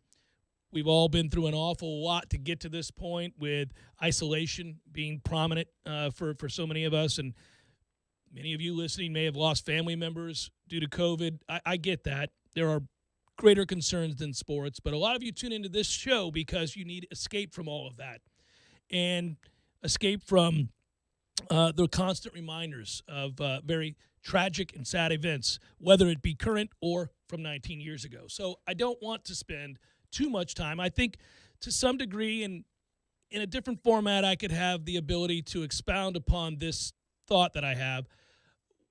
But I'm not going to do it here, and I hope not to ruffle too many feathers. I do think we have a morbid fascination all these years later still with a lot of what surrounds 9/11. I don't know that that's entirely healthy. There are certain ways to honor, obviously, the victims of 9/11, and we all do so in our own way on this day. And our government does as well, as they should. And I won't ever forget. You don't have to remind me, and I know you won't either, Tom. And again, it's well documented. We've done so over the years, time and again, to talk about 9/11. You had a family member die. I've talked about being on the air that morning with my brother Matt Millar and what that meant to me and what that was like, and that experience. Still have the tape from it. I'll never lose that tape. And I'm very proud of what happened that day. Not because of anything I did, but because it was a tough situation. And I think that in many ways it helped me cut my teeth in a way that I never could have dreamed of and didn't want to. But it also was a lesson in not only humility, but that there are many more important things than whatever it is I do every day behind a mic. Sure. Again, I don't want to spend too much time, but we certainly acknowledge what today is. Yeah, just for a second, I'd just like to say that, my thoughts today are with my cousins who haven't had their dad for 19 years and my aunt who has been without her husband since that day. Right. And there are a lot of other stories like that. And so my heart is heavy for all of you, and, move forward with what we do. All right, and on that note, there's no easy transition from that. I just didn't want you to think I was completely ignoring the significance of today. I am not. We are playing football tomorrow. You can listen to Tallahassee Game Day. It will be on at 1:30, runs to 3:30. You can watch it. Right up to kickoff. Going to say that too, Tom. You're right. We can watch Tallahassee Game Day on War Chant TV there on the YouTube. You may be watching YouTube right now. Do it again tomorrow. We'll be on there. Looking forward to it. You can also listen to it if you're driving around town tomorrow on terrestrial radio. You can stream it, all that stuff as well. And it is our honor to be able to do it. I'm so excited at this point because I'm not real sure I believe we were going to get here. I kept telling myself, I hope we do, and I held out that hope, but I wasn't real sure we were going to be able to. And it looks now like we are most assuredly going to be playing football tomorrow, and I think we're going to be doing so safely. I think the most belief I've had outside of right now, I get it, like we're on the eve, was last night seeing fans in the stands, both in college and pro, for a Miami game. I mean, think about what Miami has been in terms of the discussion of COVID and the epicenter certainly of the state, if not at certain times of these last few months or handful of months for the country. Miami has been the epicenter, and yet you have fans in the stands, so you have some ambient noise that's not piped in over a TV truck, and you see Miami Hurricanes football. I was never so happy to see Miami Hurricanes football. I was not happy to see the final score as I missed out on a cover by a mere 1.5. But I think the last time I was that happy to see Miami Hurricanes football is when they closed the Orange Bowl and Virginia beat them like a drum and Miami didn't score a single point. Was that 47-0? Something or like 49-0? Some sort of something to nothing in the 40s. I know it was an ass beating of epic proportions. Yeah. No, I actually came away fairly impressed with Miami last night because they had a plan that made sense. Lashley did a good job, but we won't spend too much time on Miami. We have a lot of chance to do that, and we talked a little bit about already that matchup that Florida State's going to face in a couple of weeks. It's hard not to get around that. But it's also hard not to get excited about tomorrow because, I think for a lot of us, you not only fall back into the routine of having football in the fall, which is what we're so accustomed to, but you get to embrace one of your great loves. And I think most of you listening, whether that's college football or Florida State specific, wondered as we did whether or not that was going to be taken too. So we get it. And now it's a matter of, hey, look, it looks weird. It is kind of odd. By the way, what'd you think in terms of last night's football game? I was a little bothered by the lack of atmosphere in the NFL. I didn't think I would be because the NFL typically is pretty sterile. Yeah. But Kansas City is one of those few places that actually has a real ambiance, has a real collegial feel to it. The fans are rabid. The fans in attendance last night were also stupid because they booed something as beautiful as a sign of unity as players stood arm in arm. And, it was never about the flag, dumbasses. But anyhow, they booed because that's what they did. And I'm sure it wasn't all of them, but it was loud enough for the TV to pick up in a quite awkward moment. Anyhow, I thought it was strange that we weren't getting, that you didn't have the piped in. It didn't sound right to me. And so many things have been able to be pulled off by the fact that they have piped in noise, something we originally scoffed at, but has really worked out in a lot of sports. So the visual of it, I actually was welcome that you saw people at all in the stands. Well, you did see some, yeah. So used to the bubbles for basketball and hockey, and how they have the tarps over the stands in hockey. So to actually see scattered, crowds of people, I thought was cool. The atmosphere thing doesn't bother me because now I'm conditioned to hear like a low-level ambiance under all sports. I think it's just from consumption of everything else. Yeah. I'm kind of used to, now I know what you're saying. It's going to be tough to hear a sparse war chant. You're going to hear the band more than you're going to hear the people in the stands tomorrow at Doak Campbell Stadium, I would think, unless they put a mic like right in the middle of a couple of swaths of people. My dad. Right. Right. Yeah. So he got his tickets. They're all he's going. He's going, yeah. He's got all 4 tickets. That's awesome. Yeah. Now, he picked for those of you out there who got to pick, you know what I'm talking about. There are those of you who will be going to the Georgia Tech game, the Pitt game, and the Virginia game. I believe that's correct. I believe that is how that works. Then there are those of you who go to the Jacksonville State game, the Clemson game. Maybe you get the Pitt game, and I've got this mixed up. Yeah, okay, that's right. My dad gets this game, North Carolina, and Virginia. That's the superior 3-pack. That is the superior 3-pack because it's one in each month. And so you got a chance to get a weather game, but also all 3 are interesting. This the first one, and we don't know what we're going to get, and Florida State should win. If you chose the other package, you get 2 blowouts. You get Florida State blowing out Jacksonville State, non-competitive game. Then you get Clemson beating our ass soundly, really non-competitive game. And you get the one good game, which is the Pitt game. So that is the other option. Those were the options you had to choose from. You only got 3 games if you were at a certain level. Now, if you're the creme de la creme of donors, you get all 6. But everybody else, you get 3. And you get one of these 2.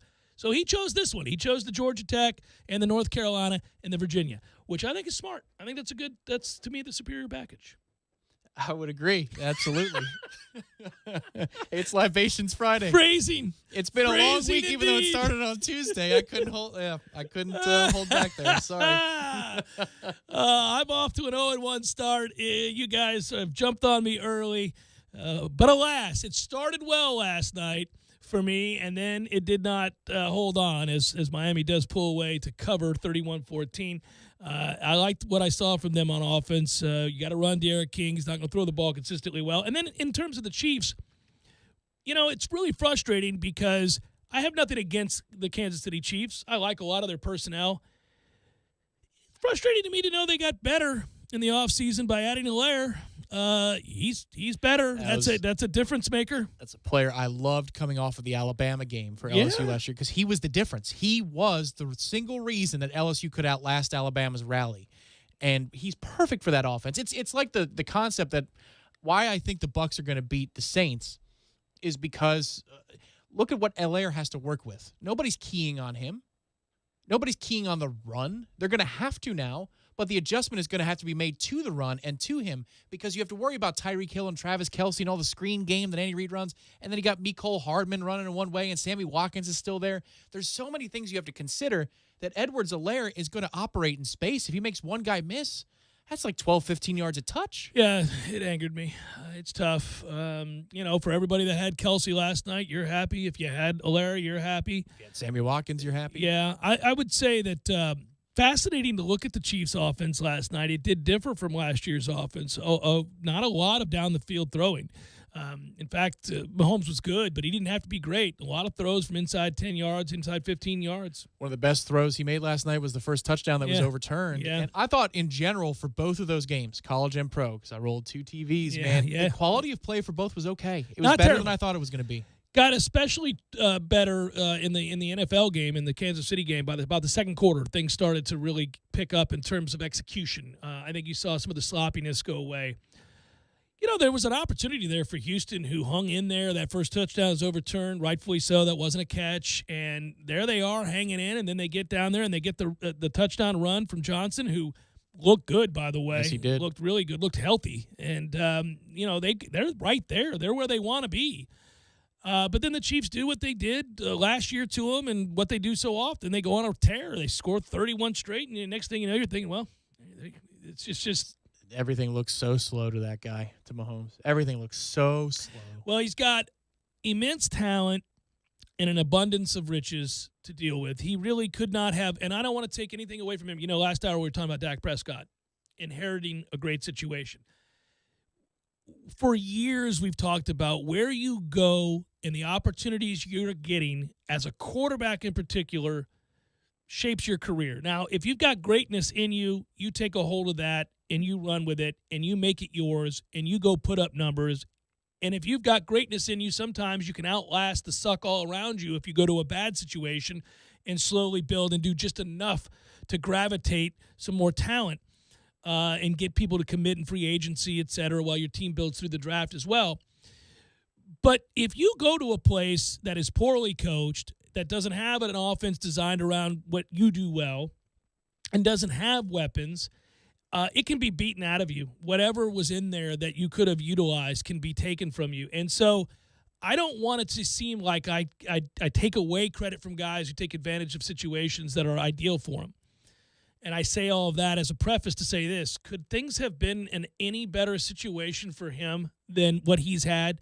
First of all, he gets to Kansas City. He doesn't have to be the guy his first year. So right off the bat, there's a quarterback that can win you football games, who is a pro's pro, I might say, for all my criticisms of Alex.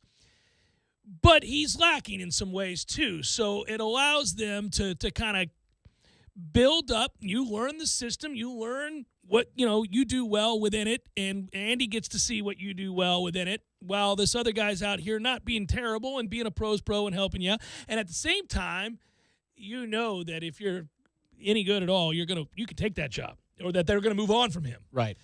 And so you get to ease into your role. And then you have the best tight end in football. Well, that's quarterback's best friend. You got a great play caller. That doesn't help. That doesn't hurt. You've got probably the fastest guy in the National Football League over the top at wide receiver. He may be a horrific human being, and he is, but he's immensely skilled. So you take the lid off, plus you got the tight end underneath, plus you utilize the running game. You really could not have had a better situation than what he has. And he has taken advantage in full. And now he's got even more weapons. And so you think, my God, who's going to supplant Kansas City? It's hard to say anybody else right now. You may want to throw Baltimore out there. You could probably throw maybe one other team out there to give them a run. Yeah, but I mean, ball control, though. You can play ball control against them. I thought that Houston moved the ball. Well, this is what they do, right? Well, the offense looked good between the 20s. It looked like Watson had a lot of open options, and then, they find a way to only score 7 deep into the game. Well, and their coach chose to punt down 17 late in the game on a 4th and 5 to give the ball back to the NFL's best player. What are you doing? You can't do that, man. Are you playing to win the game? No, he doesn't. I'm looking at him like, brother. And, oh, by the way, if you had the under last night, I apologize. My God. 53.5. That under is going to cash all day long. You get a 4th and 8 conversion at one point for the Texans. There was a false start on that play. They didn't call. I mean, there's so many things that had to happen for you to get screwed. The best move I made last night was staying away. Oh, I man. stayed away. I Won't be the stayed- case tomorrow. I stayed away from that game as well. It's the Jeff Cameron Show, 97.9 ESPN Radio.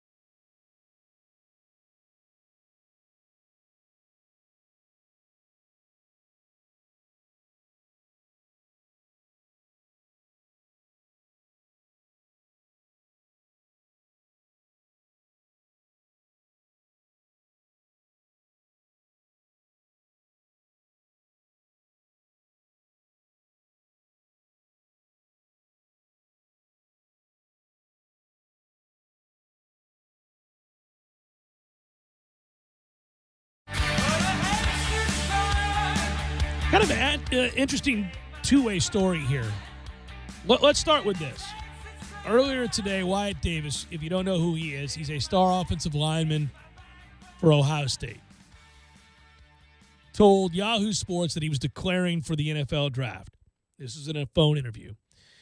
He's a dominant player. He wanted to play for a national title. He came back for he's a redshirt junior, so he's coming back for his fourth season, and he's projected to be by many a first-round pick. So his thought was, if we're not playing, I wanted to play for a national title. That's why I came back. I wanted to make a run with my brothers towards a national title.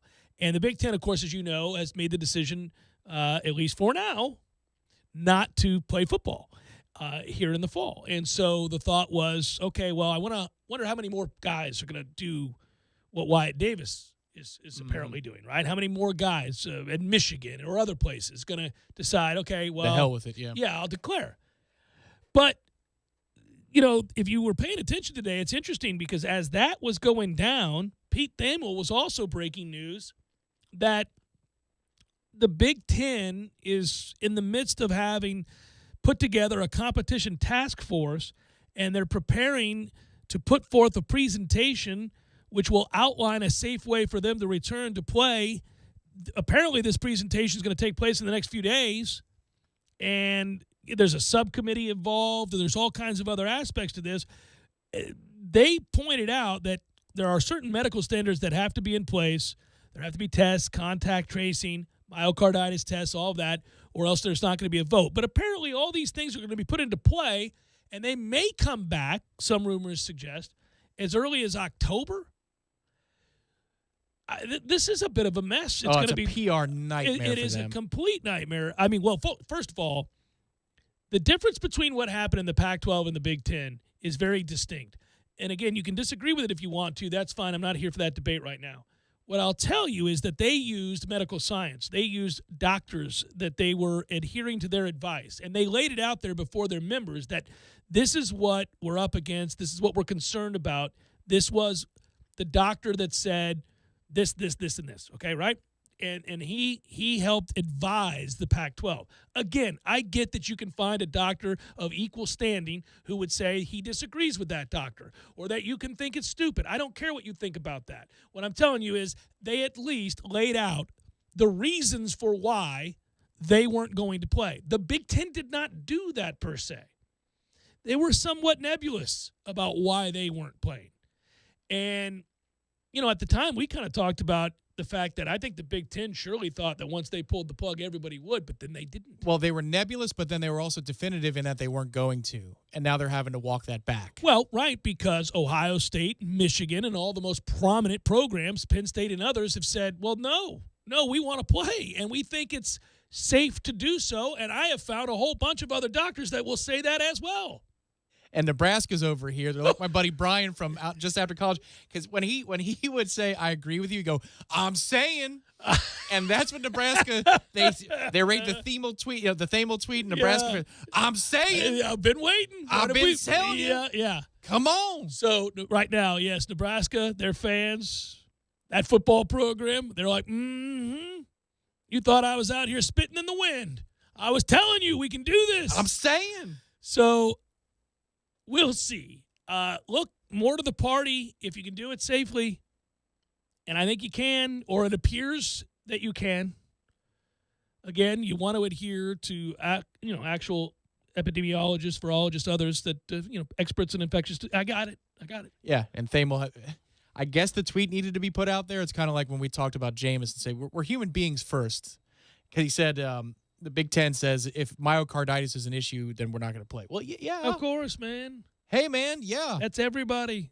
The second that there are signs that is going to be above and beyond what is normally associated with, by the way, I don't want to get too in the weeds on the medical, but you've read this just as I've read this. Myocarditis is associated with any form of yes. Yeah, it's just the frequency of which that's what you got to compare. That's what you got to compare. Common cold, the flu, versus, right. That's what you're comparing. But yeah, I mean, I don't need a statement that says if I see a sealed off room and I'm told it doesn't have oxygen in it, and I need to go in there, I'm not going to go in that room. Like, do I need to? Right, that's self-explanatory. Yeah, yes. if it's dangerous to the point that you have heart issues, we're not going to do it. Yeah, I think that's the way the ACC is operating right now while they're playing. That's exactly guys. right, and they never expected to get to this point. They didn't. I think they're stunned. I don't think they thought people were going to go through with this. And then they're watching BYU play, and think about this: if you're Ohio State or you're an alumni, you're a fan, you're a coach, you're a player, you're a booster, you're somebody that gives a damn about big-time college football. Cincinnati, the University of, is playing college football in your state. Yeah. The Bengals are going to be playing this weekend. The high school football has started in Ohio. Oh, it has, in earnest. So they got to be like, really? This is. And you know what Nebraska is saying. I'm saying. Jeff Cameron Show, 97.9 ESPN Radio.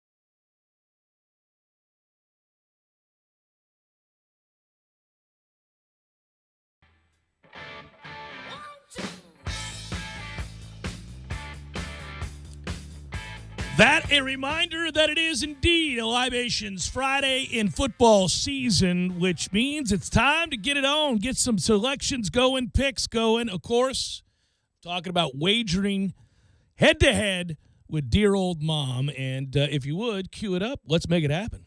And now for another edition of the Family Pick. Nick. Go to your room! Ma, the meatloaf! Take it away, Jeffrey. All right, Mom, another season. We both had the Chiefs last night because, well, we're not idiots. We know that the Chiefs are gonna beat the Texans. So we both had that game. The picks were in. We're all set. How are you? I'm great. I am so excited that we're able to do this. I was really worried as this whole crazy COVID experience has gone on that there wasn't going to be football. So I am elated to be here. Yeah, I thought there would be football in the NFL.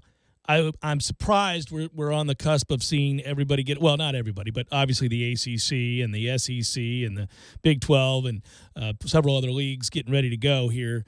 And it starts tomorrow for FSU at 3:30. I've got pregame show duties. We're all very excited about that. So I'm with you, Mom. I think everybody shares that enthusiasm and somewhat surprise. I know. I'm really excited. I think – for all of us football enthusiasts, we were really starving for some football. Last night, I was interested to see, since there was no preseason games or anything, how things were going to go. I thought it was a little sloppy in the beginning, but then they seemed to kind of gain their stride as the game went on. I was somewhat stunned that by the second quarter it kind of rounded into form. It was a sloppy game, but that's to be expected without the OTAs and all of the offseason they normally have. But I thought on the whole it was football. It looked a lot like football. Yeah, me too, absolutely. And I think that Edwards-Helaire guy, I think he's going to be something. Yeah, he is, and a lot of people in fantasy football, Mom, jumped on him knowing how Andy Reid utilizes his backs and what they were going to try to do with him, and he's versatile, so I think you'll see him have a good year. That was a great pick. It seems like the champs got even better in the offseason, which is hard to believe. I know, absolutely. Well, anyway, we'll see how the season goes, but I'm excited. All right, let's get started. We'll start right off the bat in Atlanta, where Seattle comes to town, and this is one of the better games. The game being played there at Mercedes-Benz Stadium is going to be the one that I think a lot of people are going to watch in the early slate because you got two teams that I think match up well against one another. Seattle at Atlanta. Who do you got? I know it. I'm taking Seattle. I'm going to take Seattle on the road as well, but I do think that is a nip and tuck game. Should be interesting. We both got Seattle. All right. I'm sure that we both have the Bills over the Jets. We do. Chicago at Detroit. Yeah, I don't know about that game. The beginning of the season, is always crazy, and especially this season because we haven't seen any preseason or anything. I don't know what to do because Trubinsky, he's going to be the quarterback at Chicago. Well, at least for this week.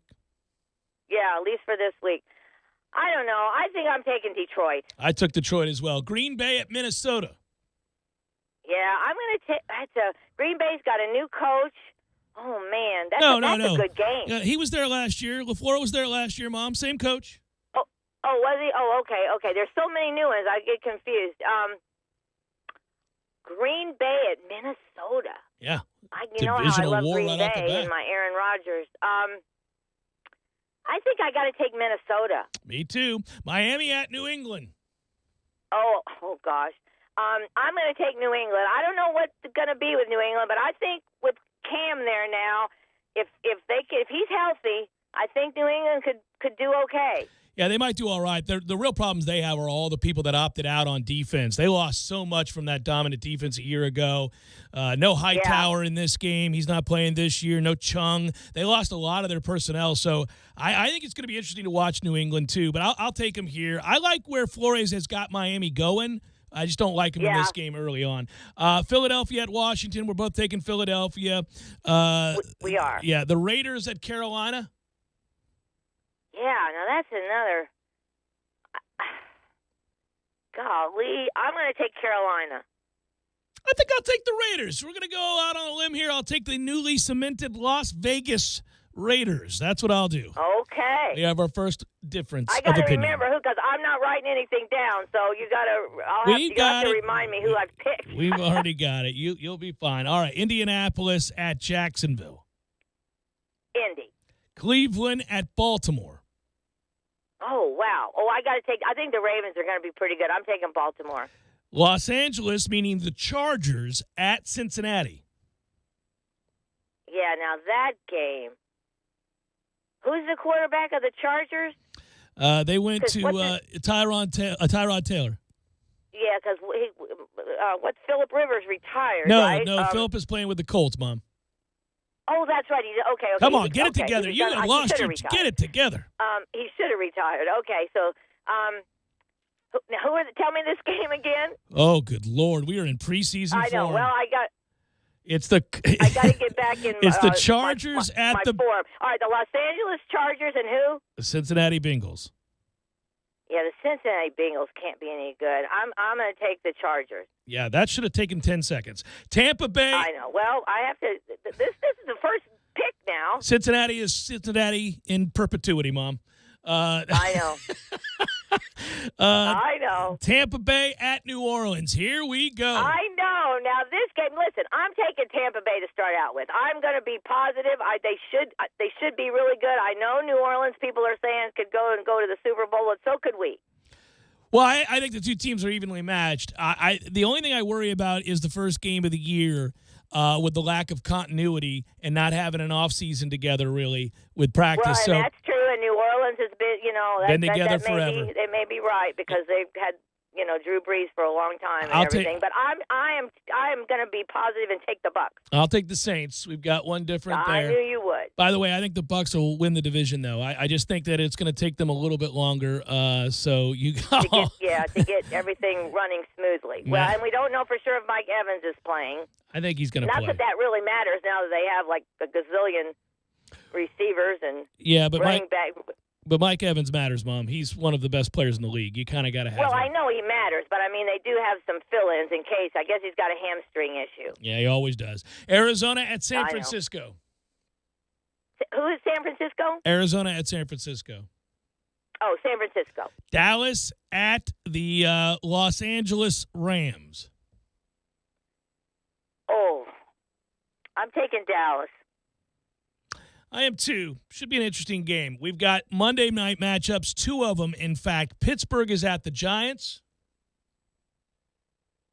Pittsburgh is at the Giants. I'm going to take Pittsburgh. Sure. And Tennessee is at Denver. Oh, now that's interesting. Tennessee is at Denver. I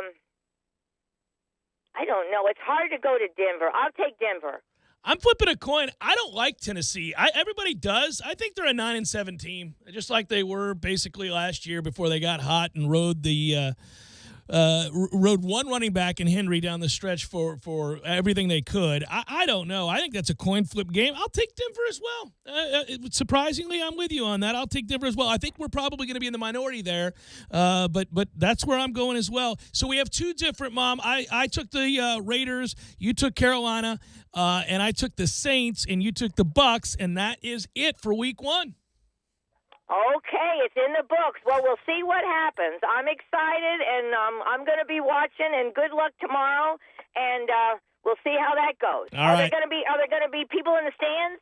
Minimal, like 15, 20,000, something like that. Yeah. Okay. All right. Very good. Well, I don't know if we get your game though. I think they're going to show the Clemson game here. I haven't looked at the overall schedule. I have to see. I don't know where if you are or aren't. I think you might, but you know what? That the beauty of the modern era is you can always find our game. You can go to a local watering hole, Mom, and watch. I know that. Absolutely, we can. Yes, absolutely, we can. Right. Well, anyway, I'll see if I can find it, but I'll be paying attention. Love you, Mom. Bye bye. All right, I love you too. Have a good weekend. You too. Bye bye. That's it. That's Mom. Preseason form. Good Lord. She thought Phillip Rivers was chilling at the house. He's starting for the Colts. What was it? She took an hour on the Chargers in Cincinnati. Ugh. Come on, Mom. We got to get two. She thought LaFleur was new. That was last year. Shaking off the rust, mother. All right. It's Jeff Cameron Show, 97.9 ESPN Radio.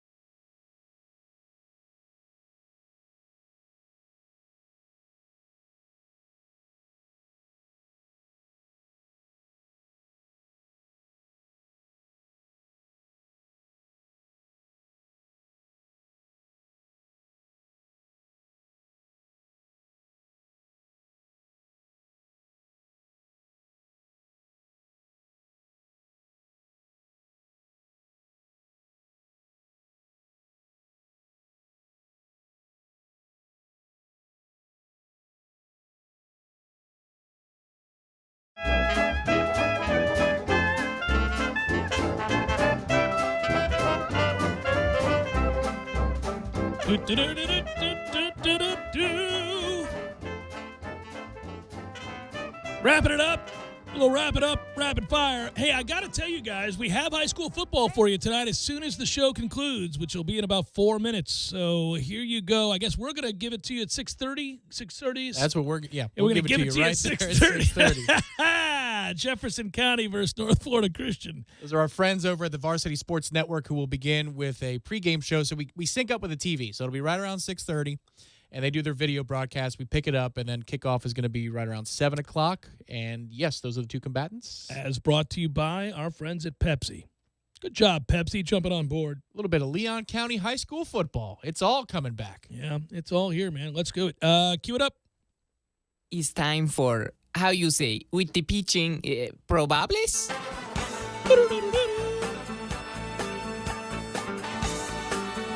So, as part of these 7 games in 5 days, the Phillies and Marlins are playing right now, and then when they get done, they're going to play again. Just keep your ass on the field. Standings are going to look pretty goofy in about 5 days. Finally, they catch up. A lot of tired people going through this. You'll have their last 10 record. It's like last 4 days. I know how much Director Matthew enjoys seeing the Phillies take on the Marlins, whom the Phillies cannot beat. Braves, Nationals. See the Nationals blow a 6-2 lead late last night? Did they really? Braves just started teeing off. Eventually, Dansby Swanson hit a 98-mile-per-hour fastball at his eyes out of the park straightaway center. Probably should have listened to the Braves update. I guess they hit on that. Yeah. I understand why you don't. Braves, Josh Tomlin's going to start, and the Nationals are going to throw Eric Feedy. We got the Mets and the Blue Jays. Jacob deGrom, I take it to beer. He's really good. He's 3-1 with a 1.69. He struck out 70 already this year. He doesn't suck at all. Chase Anderson, who's not real good at all, will be pitching for the Blue Jays, which means it'll be 1-1 in the 8th. Jacob deGrom's fastball right now is so accurate at such a high velocity, he could sculpt glass. And if you need glass repair or glass installations, head to Whitten Glass, 222-5781. That's Whitten Glass, Tallahassee's first family in glass since 1945. Yeah. 222-5781. Wow, you memorized it? Yes, sir. You didn't just pull it up? I listen to you every day. No, I pulled it up. I knew they were the first family in glass since 1945. 222-5781, 222-5781. Quality installation, residential and commercial. Thank you, Whitten. I'm sorry I forgot about you. Just for a moment. Tom didn't. Red Sox, Rays. We've got Andrew Triggs and Blake Snell. Blake Snell's gotten it together lately. There you go. Good job, Blake. Pirates, Royals. Stephen Brault is still on my team. Chris Bubik. Going to go for the Royals. Fun name to say. Chris Bubik. A's, Rangers, Mike Fars, Luis Garcia. We got the Cleveland Indians, Minnesota Twins, Shane Bieber, Kenta Maeda. Tigers, White Sox, Casey Mize. That's the youngster. He gets a rematch against the team he struck out 7 times in 4 innings. That would be the White Sox. Lucas Giolito, whom the Pirates roughed up, will be, and also whom were no hit by. That's what we have. Yes, to our sir. credit. Yes. That's called adjustments. Cubs, Brewers, John Lester, Brandon Woodruff. We got the Reds and the Cardinals. Luis Castillo, Adam Wainwright. Angels, Rockies, Griffin Canning. Isn't Griffin Canning the guy that we painted as a country club kid that was so annoying? Yeah, he's the guy that you get paired up with. You know, Yeah. you got 3 rolling out there. Like, well, it's 4 o'clock, so the members can walk for free. Griffin's going to join you. Oh, great. Thanks, Griffin. Can my friend Tanner join us? That would be a 5, Griffin. Yeah. We have 3. So it's you or no, play No by Tanner. yourself. You know No what? Tanner. Go get Tanner and go play with him. Herman Marquez going to go for the Rockies. The Giants and the Padres. Johnny Cueto, Garrett Richards. Finally, the Mariners. The D-backs. Yusika Gucci going to start for the Mariners. And we've got Caleb Smith for the D-backs. And that is that. Good work out of you, Tom. Great work out of you, Director Matthew. We appreciate all of you who listened. Salute you. Tip the cap to you. Wish you well tonight. Tune in to the pregame show tomorrow at 1:30. Listen to high school football tonight, starting at 6:30 with the pregame, 7 o'clock kickoff, brought to you by Pepsi. We'll talk to you later.